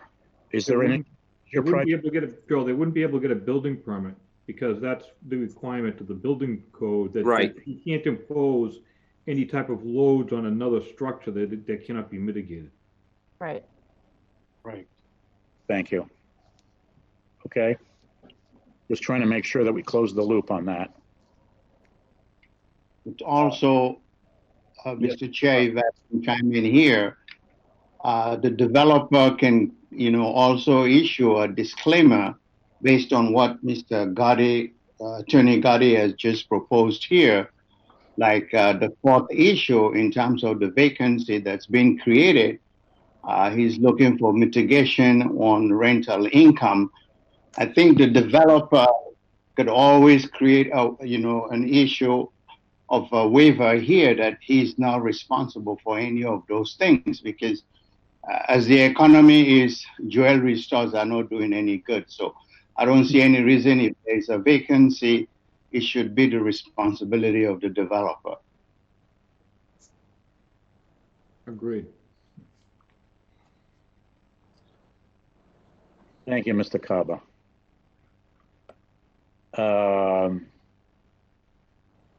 Okay, we took care of, you're going to look into the drainage issue, Ms. Togayas, with some sort of a drain system. Well, I'm going to look and see what the height of that building is relative to the open, how far the open area is on that wall to see whether we think that between the openness and the distance between the buildings that the water has place to go, which would be, I think, preferable. But we can take a look at that and get and provide feedback to Mr. Charbonneau. I think the only other question I thought was, and Mr. Glad, correct me, the only issue left on the table is the snow load. That would be part of the structure. Is that part of the structural determination, Mr. Kelly? I was thinking that the structural issue was only the building leaning on his building. No, Joe, the structural analysis would include the snow load that go onto that existing building. If there was a snow load, with the space that's between the buildings, there probably would not be an additional snow load that would be impacted on that building. But that's up to him to determine. I don't know how close that is exactly. If it's only 0.11 feet, that's only a couple of inches. So it may still be something there. Okay, I guess, Mr. Attorney Glow, I think we've addressed, at least for this purpose of this hearing, of all the issues that you brought up so far. They may not be fully vetted and reproduced in front of you, but we've talked about them in concept, and the applicant will be getting back to us on those issues. Okay, thank you very much. Anybody else from the public want to opine on this project? If you'd use the chat function or just speak up. Hearing none, I would like to move to the off-site project, the off-site parking lot. And Mr. Horsfeld, did you have any other comments about the parking lot issue on Rose Street? Yeah, the only issue that we really haven't discussed is, we've talked about the landscaping a little bit, but the curbing, normally the planning board typically requires vertical granite in all parking lots or commercial developments. The applicant here has proposed Cape Cod berm. So I think the planning board should evaluate the use of that type of curbing here in this lot. Thank you, Mr. Horsfeld. I am too concerned, and I know that the applicant, when we discussed the fencing issue at the last hearing, was talking about the police issue as a reason for not putting fencing there. But it seems to me that there either has to be a fence or there has to be curbing, because automobiles may leave and enter the railroad right-of-way there because there's nothing to stop them. They will go right up the Cape Cod berm that's covered with snow. And I remember from my analysis, I believe that's where the snow is being stored. Correct me if I'm wrong, Mr. Gaius. That's correct. So we really need either a fence there or a granite curbing certainly at that point, and we'll talk about some others. But that I think is one of the two for safety reasons. And I'm sorry, Mr. Chair. Could Mr. Charbonneau pull the plan up for the satellite parking so that we can see the area? Thank you. Mr. Chairman, I'd like to speak to that. There is a guardrail at that section, and if you I thought that was no, it goes on the railroad side as well, not just the police side. It comes up on the railroad side as well. Mr. Charbonneau was trying to load that, so let's check that, yeah. Mr. In the condition of the current condition with the berm and the plant, it's actually more than a berm. It's like the landscape there, the elevation of that, a car or a truck is not going to drive up onto that parking lot. It's also going to be covered with snow too, so you won't see it. Mm-hmm. That was my concern about that. Mr. Charbonneau, are you trying to load that? Well, I just pulled it up. Hold on, let me see. I don't see it. Okay, hold on.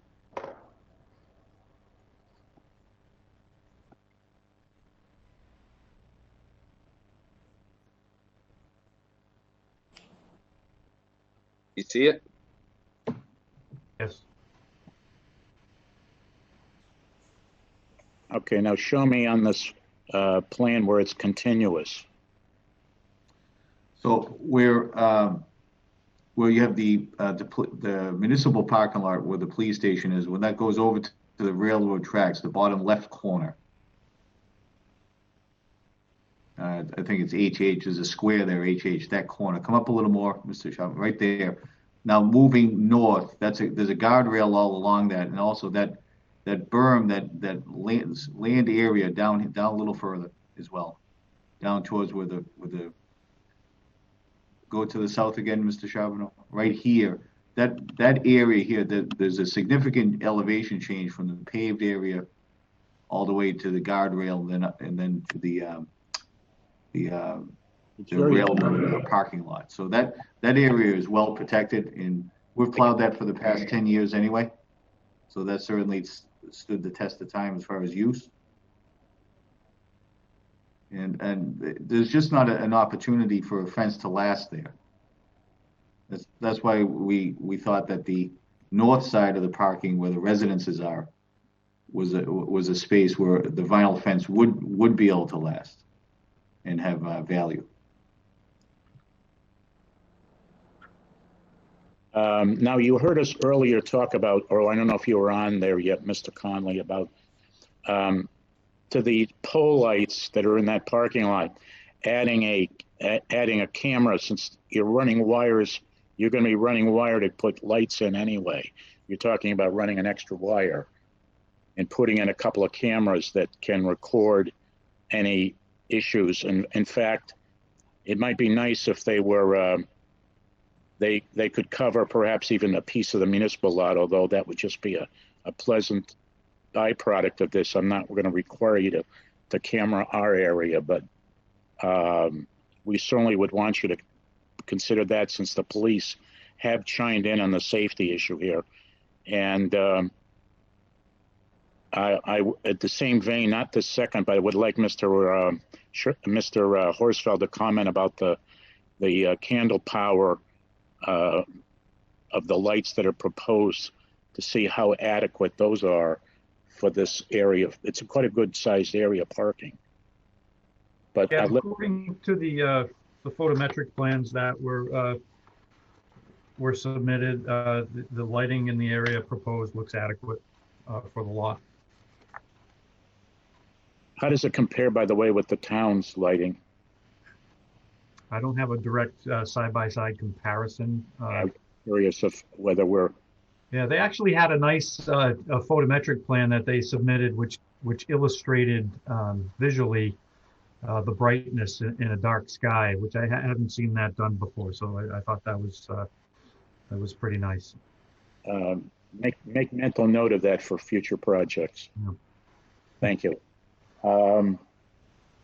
Now, with respect to the landscaping, I think the only thing that's there is grass and 2 trees. And frankly, that's really not adequate. I understand that it's not Main Street, Washington Street, but I think we can do a little better with some, especially in the islands. You know, with some more of those hydrangeas, some rhododendrons that are colorful.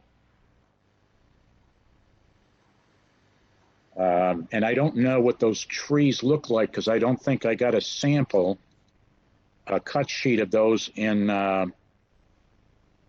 what they actually look like installed, what colors they, spring, summer, fall, that type of thing, what they look like. Do they turn colors? Do they stay green, etc.? So Hey, that's Joe, could I enter into it at this point? sure, Mr. Broadmark. Thank you. The linden trees that are proposed are ordinarily considered to be street trees because they grow relatively shapely and confined, but they're going to grow 30 feet tall. They have a beautiful white blossom on them in the spring, and they make for a very, very eloquent parking lot type tree. They're used all the time. They're very, very hardy. They are deciduous, so in the winter you're not going to have the leaves, but they're just a very, very popular tree to be used in this type of application. My concern with putting rhododendrons and shrubs that tend to require a lot of maintenance in that island is that they'll simply overgrow it. They need to be trimmed annually to prevent that from happening. Well, I mean, that's not really the board's problem, with all due respect. We require an OEM agreement to be filed with respect of the entire project. So that would be certainly part of it. So you're going to be maintaining the landscaping at 760 Washington Street anyway. So I really don't think that argument is persuasive. And considering, I just don't think 2 trees hack it. And, you know, we got nothing on the 2 entry points. And I'm frankly surprised that, you know, there's no trees there either. So if those 2 trees are such archetypal landscaping for parking lots, that certainly they should have been on both sides of the neck coming into your space. I believe that's town-owned property where that light green is to the right of this plan. You'll see the kind of a red demarcation, I believe, is the property line for this parking area. Is that correct, Mr. Broadmarco? Yeah, we can, Joe, we can put a tree in on the left-hand side. There's a raised island there between the parking lots. It would certainly fit there. We deliberately avoided putting them in the area between the railroad and us because we need that for snow storage, and that's not a good. I understand. I understand that.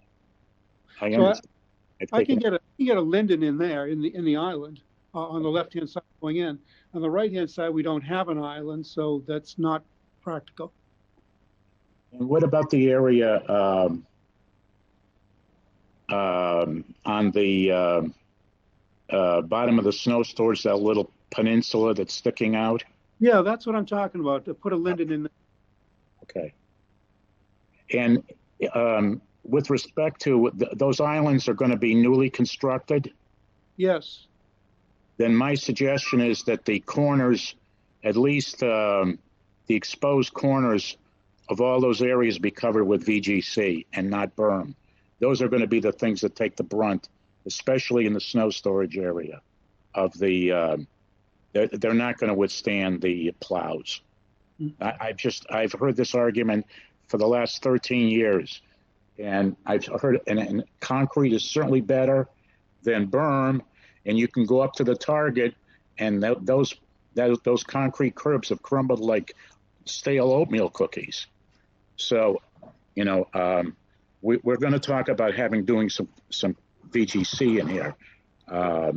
because frankly, you've got points. I can understand the comment, and Mr. Conley addressed that on the police side, but I within your own property, you've got the neck, you've got the one island that we just talked about landscaping, and then that little peninsula there. That's going to be a hell of a place to try to plow around. Mr. Chair, can I Yes. just ask that we continue this soon because we're coming up on 9 o'clock and we have a lot of things to get to. I understand that, but I think that we're trying to get as many of these issues brought up at this meeting as possible, and it's an important project to the town. So I'd like you and Mr. Conley to consider doing that in those, at least in those areas. Okay.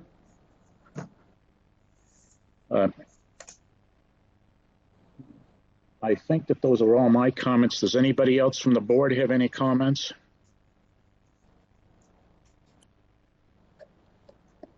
Hearing none. Is there any member of the public that has any comments?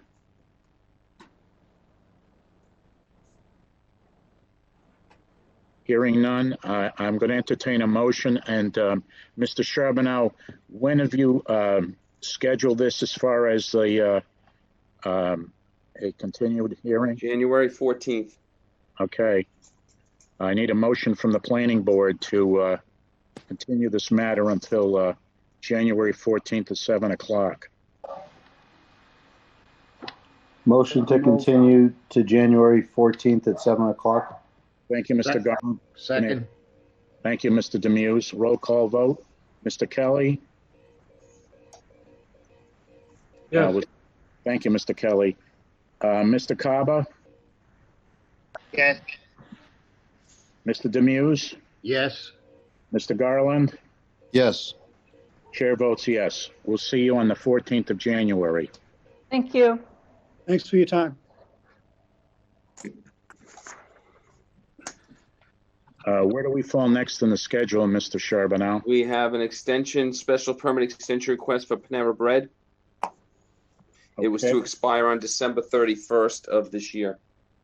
Can I have a motion to open that matter? So moved. Thank you, Mr. Demuse. A second? Second. Thank you. Roll call vote. Mr. Kelly? Yes. Mr. Garland? Yes. Mr. Kaba? Yes. Mr. Demuse? Yes. Chair votes yes. Will the applicant and/or his representative identify yourself for the board? Yes, good evening, Mr. Chairman. Can you hear me okay? Yes, we can, Mr. Crimmins. Thank you. Attorney Barry Crimmins of 909 Washington Street in Stoughton. I'm here on behalf of the, well, I guess we'd still call him the applicant, which is Boston Bread LLC, doing business as Panera Bread, regarding the special permit that was previously granted by this board for them to construct a drive-through facility at their location on Park Street. This board previously extended the expiration date of the special permit to December 31 of this year. For various reasons, Panera Bread has not been able to proceed with its construction of the drive-through at this point, not the least of which were delays related to the COVID-19 pandemic that has occupied obviously most of this year. So our request for the board's consideration, Mr. Chairman, is for a further extension of the expiration date on the special permit for 18 months to June 30th, 2022. That is our request, and I'd be happy to entertain any questions that the board may have. So you're asking for another 18 months as opposed to 12, Mr. Crimmins? That's correct, Mr. Chairman. And why does your client fee needs a year and a half instead of a year? I asked the client how much time they thought they needed. That was the response I received from them. One of the issues, I think I'm gonna jog Mr. Kelly's memory. The client, I believe, was asked to do two things on the last go-around. One was to increase the amount of shrubbery in a colorful manner on that island in front of his place, and put a sign up, which welcome to Stoughton, the sign that the board has adopted thanks to your aesthetic skills. And that has been done. But as far as I can see, I've looked at that island many, many times. And so we would certainly make a condition. I would certainly recommend that there be a condition of approval that they submit a landscaping plan with additional plants proposed for that area in the 24 to 36 inch height. Chairman, two quick comments there. As I'm sure you know, and I assume the other board members would know, but my client's only a tenant of this property. They don't own the property, so that landscaping in that area is not under our control. There was a landscape plan that was submitted as part of the original application, which I trust they intend to comply with once they do the construction of the drive-through. But I think to do any or to require any landscaping now would be premature. I'm not talking about doing it until spring, Mr. Clements. Right, but I'm assuming any landscaping to be done by them would be done as part of the construction of the drive-through facility, as was part of the original special permit. I would have liked to, if that was the case, I would have liked to have seen it. It's been a while, Mr. Crimmins, to refresh my recollection as to what they promised, because I thought that was already a condition of the last extension. No, I submitted the minutes from the April 11th, 2019 meeting when this special permit was last extended. The only condition at that time was the installation of the sign. I think that was brought up by Mr. Kelly at the time, in which, as you noted, they have done. And that was the only condition of that last extension. I don't recall, Mr. Crimmins, about exactly on the landscaping part of it. I do recall the sign, which I do agree it has been installed at this point. But we're not debating that issue.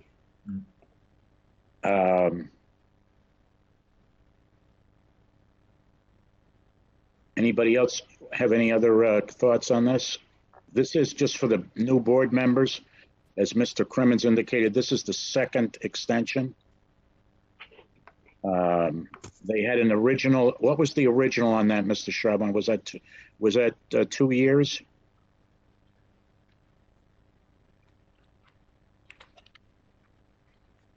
Excuse me, Joe, you're asking if it was originally 2 years?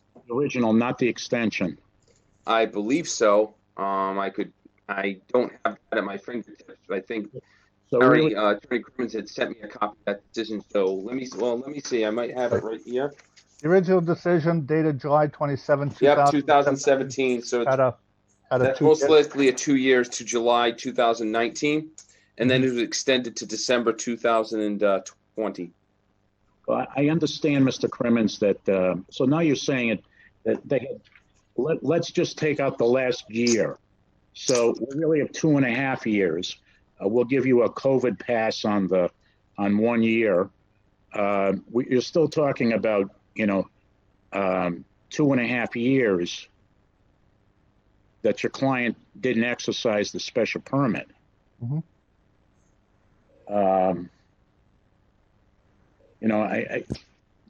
We pass these things so we can get on with projects and hopefully they get exercised. Agreed. I would have liked to have had that landscaping plan, but I guess given the proximity to the deadline, I'd appreciate the next time seeing this at least a meeting or two before that, if anything expires that you happen to have for other clients in the situation.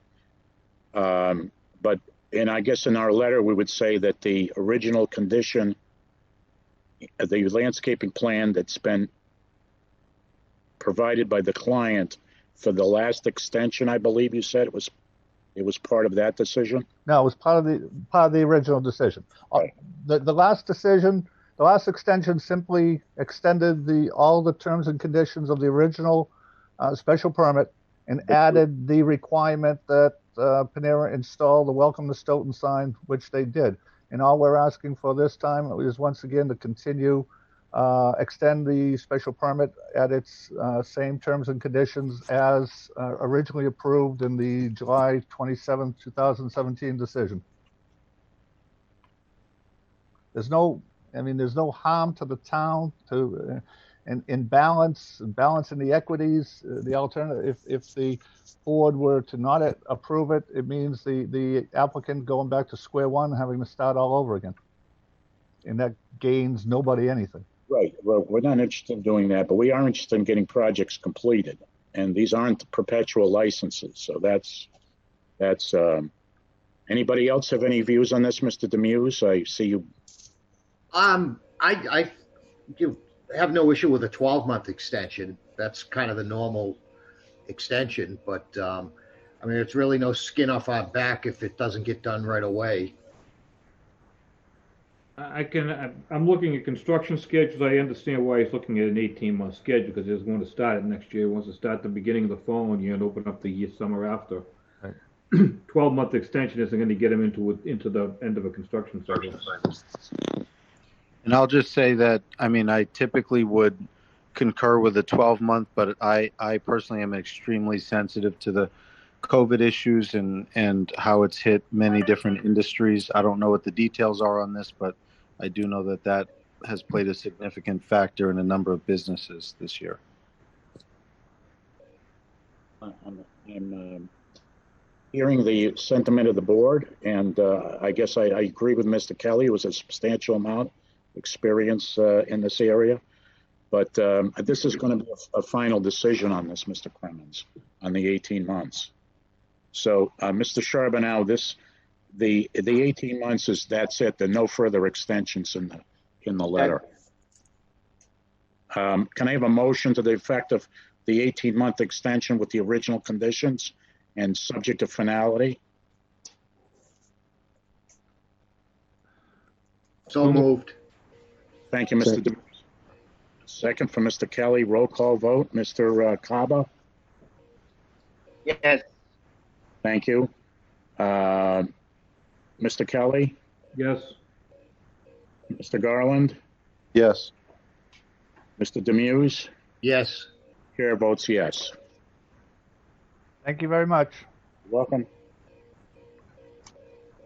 Mr. Charbonneau, what is our next item? It is Stoughton Commerce Center bond release. I am about to pull up a communication from Mike Nolan of the engineering department. I believe it's the 23rd. I'm going to ask for a motion to open that item. Could I have a motion? Motion to open. Thank you, Mr. Garland. Second. So who was the second? Paul. Thank you, Mr. Demuse. Mr. Garland? Yes. Mr. Kelly? Yes. Mr. Demuse? Yes. Mr. Kaba? Yes. Chair votes yes. Ms. Dunphy, I see you're with us. I am. Hi, good evening. For the record, my name's Nicole Dunphy, Senior Project Manager with High Point Engineering. I believe Michael Cavallo, owner of the Stoughton Commerce Center development, is also online. We were before you back in September of 2019 for a partial certificate, certificate of occupancy for the daycare facility, which was granted with the condition that we come back for a final certificate and the bond release associated with the remainder of the development. Since September 2019, the project has been completed. I've had conversations with Mike Nolan from the engineering department regarding his review. As you can see from his inspection report, every item has been complete, and therefore we're looking for our final CO and release of the bond. Can I hear on this issue from Mr. Horsfeld as representative of the engineering department? Thank you, Mr. Chairman. Ms. Dunphy is correct. We did inspect the site, found all the items to be complete. The landscaping's in good shape, has been in the ground for at least one growing season. Yes. At least, right? Some Yes. of it have been in phases, so we have some that's older than that. Overall, the site looks good, and they did complete all the items on our punch list. Mr. Charbonneau, any comments? Mr. Charbonneau?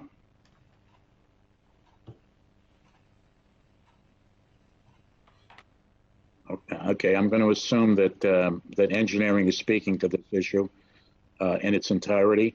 What be the pleasure of the board with respect to this request? Motion to approve.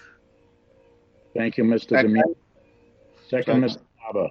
Thank you. Roll call vote, Mr. Kelly? Yes. Okay, Mr. Garland? Yes. Mr. Demuse? Yes. Mr. Kaba? Yes. Chair votes yes.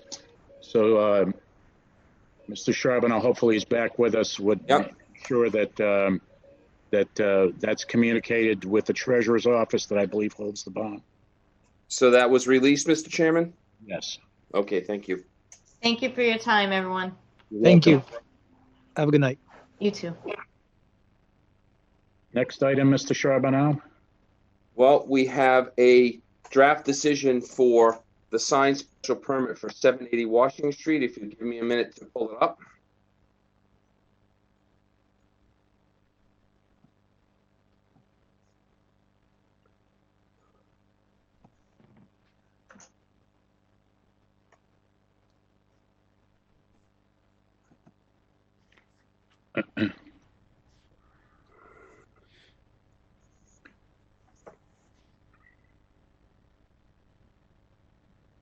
While you're doing that, I'm going to.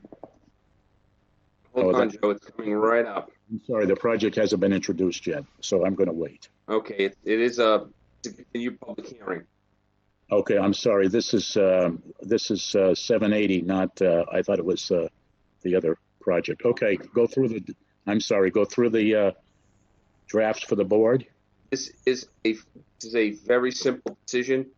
Boilerplate language pretty much throughout, just verifying section 2.7 of the zoning bylaws for the special permit. And the date of the public hearing. And naturally, I'll have the December 10th is the last one tonight. Just the application submittals, very simple, certified abutters list. And the only condition is that the dimensions and design of the sign shall comply with the details and rendering submitted by the applicant on October 8th. And that's it. Now I'm going to ask for a motion that allows me to sign that on behalf of the board until we get actual the COVID restraints are have ended. So I'm going to ask for a vote in favor of this with my signing on behalf of the board. Can I have a motion to that effect? So moved. Thank you, Mr. Kelly. A second. Thank you, Mr. Garland. A roll call vote, Mr. Kaba, Yes. Mr. Demuse, Yes. Mr. Garland, Yes. Mr. Kelly. Yes. Chair votes yes. Thank you, Mr. Charbonneau. And you'll inform the applicant. He's with us. Eric Stute is with us. So, are you around on Monday, Joe, to endorse this? We'll have to discuss that offline. Okay, because if not, it'll be on Wednesday. So I'm in Monday, Wednesday, and Friday next week. So if we could somehow get together on Monday and get that filed with the clerk, that would be great. We'll talk about it tomorrow. Okay. Thank you. Okay. Next item of business.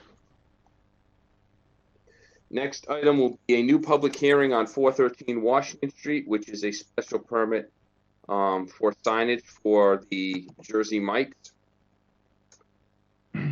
Will the applicant and or his representative please come forward?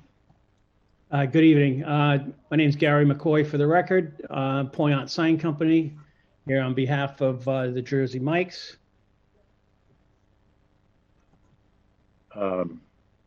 In my review of your package, does that also, I didn't want to cut you off. Yeah, I didn't know if you were going to pull up the drawings or not, but Yeah, hold on. Let me try and rotate them. There we go. So just a quick overview of what we're doing here is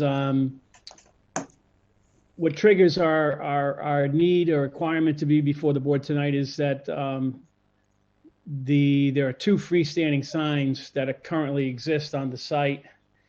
And I believe that's the trigger to come before this board because there's only an allowance of 1, but even though these exist, it triggers us to Harry, come. I think the reason for that is on the monument sign, each side is considered a separate sign.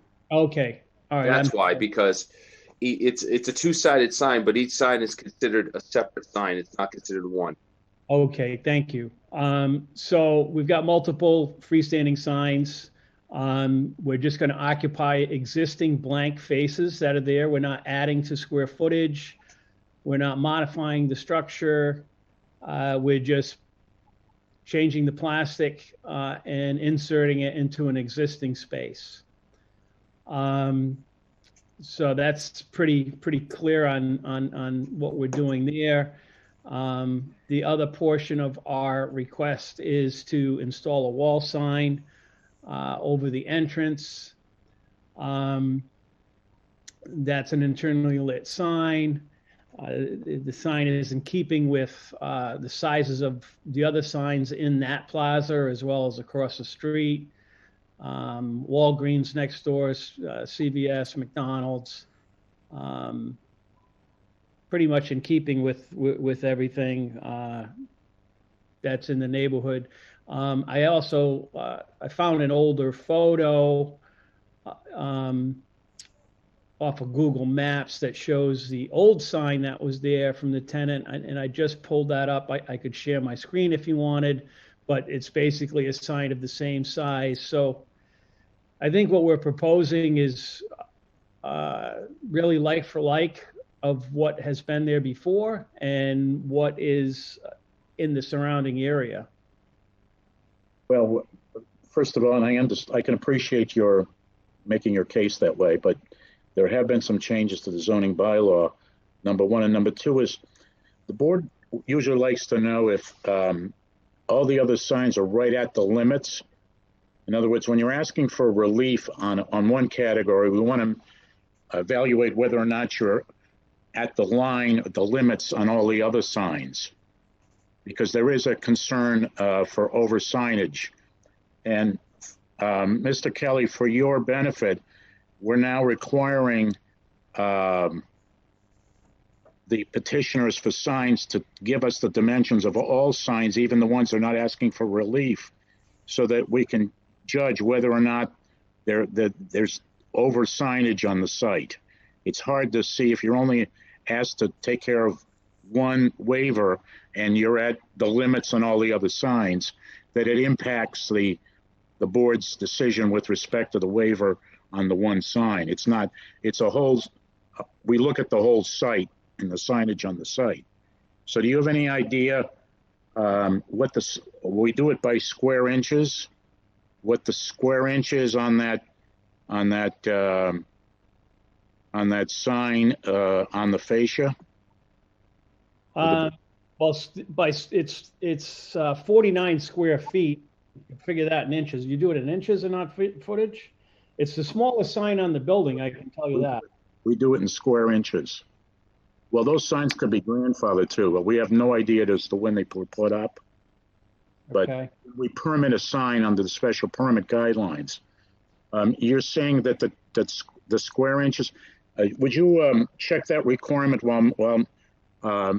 McCoy is on the phone, Mr. Charbonneau? Do you have your zoning bylaw?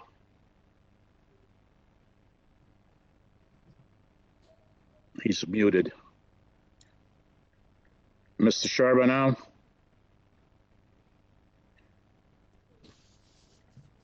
I'm trying to deal with this tonight if we can possibly do it, but we really do want that information. Do you agree, Mr. Kelly? Yes, I'd like to see what they have. I don't have my zoning code with me, so I don't know what the sizes would be that Yeah. area. I mean, it does seem to fit into the building of what was there, but again, all this was probably done on special permits. I'm not sure how we resolve it unless we know what we're doing going forward. Right.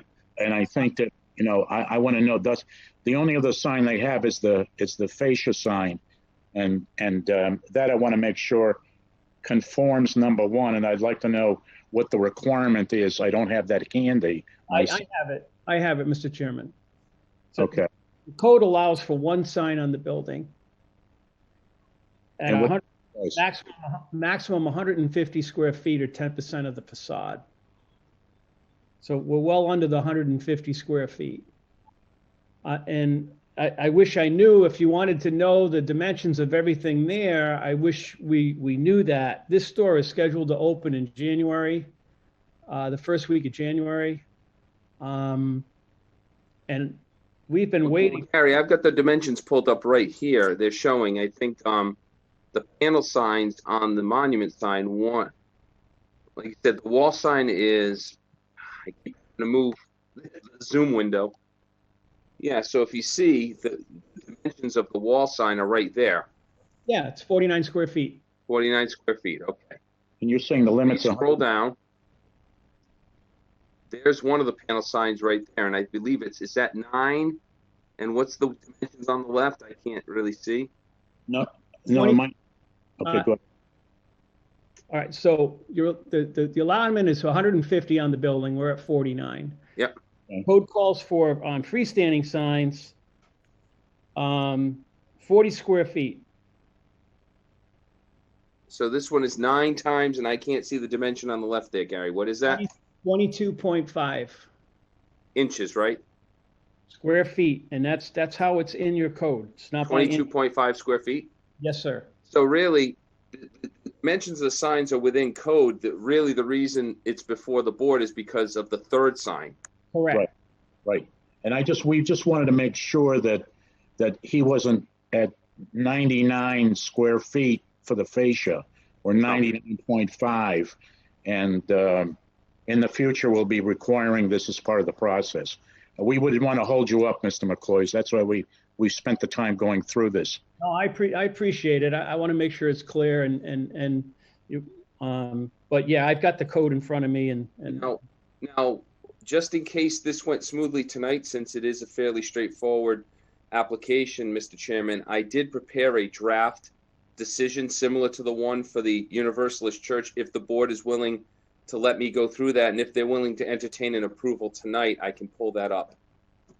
Okay. I want to hear from, does anybody else have any concerns or comments or questions before we move on to the, let's ask for a motion approved first of all and make sure that the decision isn't premature. May I have a motion? Motion to approve. Thank you, Mr. Garland. Second? Second. Thank you, Mr. Kelly. Roll call vote. Mr. Kaba? Yes. Mr. Demuse? Yes. Mr. Garland? Yes. Mr. Kelly? Yes. Chair votes yes. Now you've put the decision up there, Mr. Yes. Yeah, and if you just allow me to scroll through it again, it's very similar to the Universalist Church. Obviously, detailed information is different, but same project summary, only to allow a third pole sign, and that's how I refer to it. It's really a panel on a pole sign, but in any case, it's considered its own sign. Just the applicant's information, again, the public hearings, one public hearing tonight on the 10th. The application submittal. I've just got to add in the date of the abutters list. I didn't do that for this, but I can easily do that. And again, the only condition is that the dimensions and design of the sign shall comply with the dimensional details and renderings submitted with the application. Okay. And I can easily make that plural. I'm going to ask that I didn't neglected to do that in my motion, but again, I'm going to need a vote from the board authorizing me to sign on behalf of the board on this decision. So moved. Thank you. Second, please. Second. Second. Thank you. Roll call vote. Mr. Kaba, Yes. Mr. Demuse, Yes. Mr. Garland, Yes. Mr. Kelly. Mr. Kelly, He's muted. chair votes yes. We have a Yes. thank you. Now it's unanimous. Okay. Delayed reaction. So anyway, Gary, are you still with us? Yes, sir. Okay. So what's going to happen is I'm going to try and get together with the chair on Monday, but we may not be able to due to work schedules. I'm in Monday and Wednesday next week. So if it's not Monday, then it'll hopefully be endorsed on Wednesday and filed with the town clerk, which will start the 20-day appeal period. So I'll coordinate with Joe and I'll let you know, and I'll reach out to. I think I've been dealing with Christopher Ram at Point Signs. So I will let Chris know exactly when it's endorsed, and I will send a copy of the endorsed plan when that gets executed. Okay, thank you. So basically, the way you worded this decision is it's basically approved as submitted, basically. Exactly. As long as the signs are installed according to the dimensions and the appearance on what was submitted, that's it. Thank you. So it's just Mr. McCoy again, so you understand, no asterisks, no changing the colors, anything like that. Yes, That's sir. what we mean by. Got to make sure you have the parentheses and the little dash in Mike, so to make it possessive. So.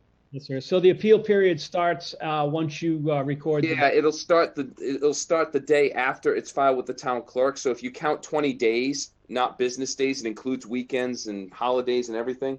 So if you count 20 days from that next day, on that 20th day, the next day you can pick it up and have it recorded and go get your permits from the building department. Very good. Thank you. You're welcome, sir. Excellent. So just in time for January. All right, everybody. Have a great night. Thank you so much. Good luck to you. Thank you. Next item of business, Mr. Charbonneau. Well, actually, this has really moved along quickly. So the last thing is simply we have a continuation request for the 207 Page Street public hearing. They request to continue without testimony to the January 14th meeting. Excellent. Can I have a motion to that effect? So moved. Thank you, Mr. Garland. Second. With Mr. Demuse, thank you. A roll call vote, Mr. Kaba, Yes. Mr. Kelly, Yes. and chair votes yes. So this matter is continued to 7 o'clock on January 14th. Correct. Any further? Wow, thank you, everyone. That really that was a really efficient meeting. I didn't think we'd be out of here by 9:30, so that was excellent. Well, Yeah, we made it before halftime. Mr. How badly are they losing? 17 to zip. Okay. I don't think so. Let me check it out. So Joe, on the next agenda, I know we haven't been doing meeting minutes the last couple meetings because we've had long agendas. So I will catch up on the meeting minutes at the next meeting. So we'll have 2 or 3 sets of minutes to approve, and we'll be caught up. Before we adjourn, is there any further business, Mr. Charbonneau? No, like I said, that was an excellent job tonight. I think we made great progress on Malcolm Parsons, and hopefully, by the time we reconvene in January 14th, the remaining issues will hopefully be resolved. But no, that was a great job. That was a long agenda to get through, and we got through it very well. As long as before I call for a motion, I just, on behalf of the Stoughton Planning Board, I'd like to wish everybody a happy holidays, I should say, and a healthy and a happy new year. Certainly better than 2020. Yes, with that, exactly. I'll entertain a motion to adjourn. Cheers to that. Adjourn. Motion to adjourn. Second. Thank you, Mr. Demuse. Mr. Kelly? Yes. Mr. Kaba? Yes. Mr. Garland? Yes. Mr. Demuse? Yes. Chair votes yes. Have a nice evening on behalf of the Planning Board.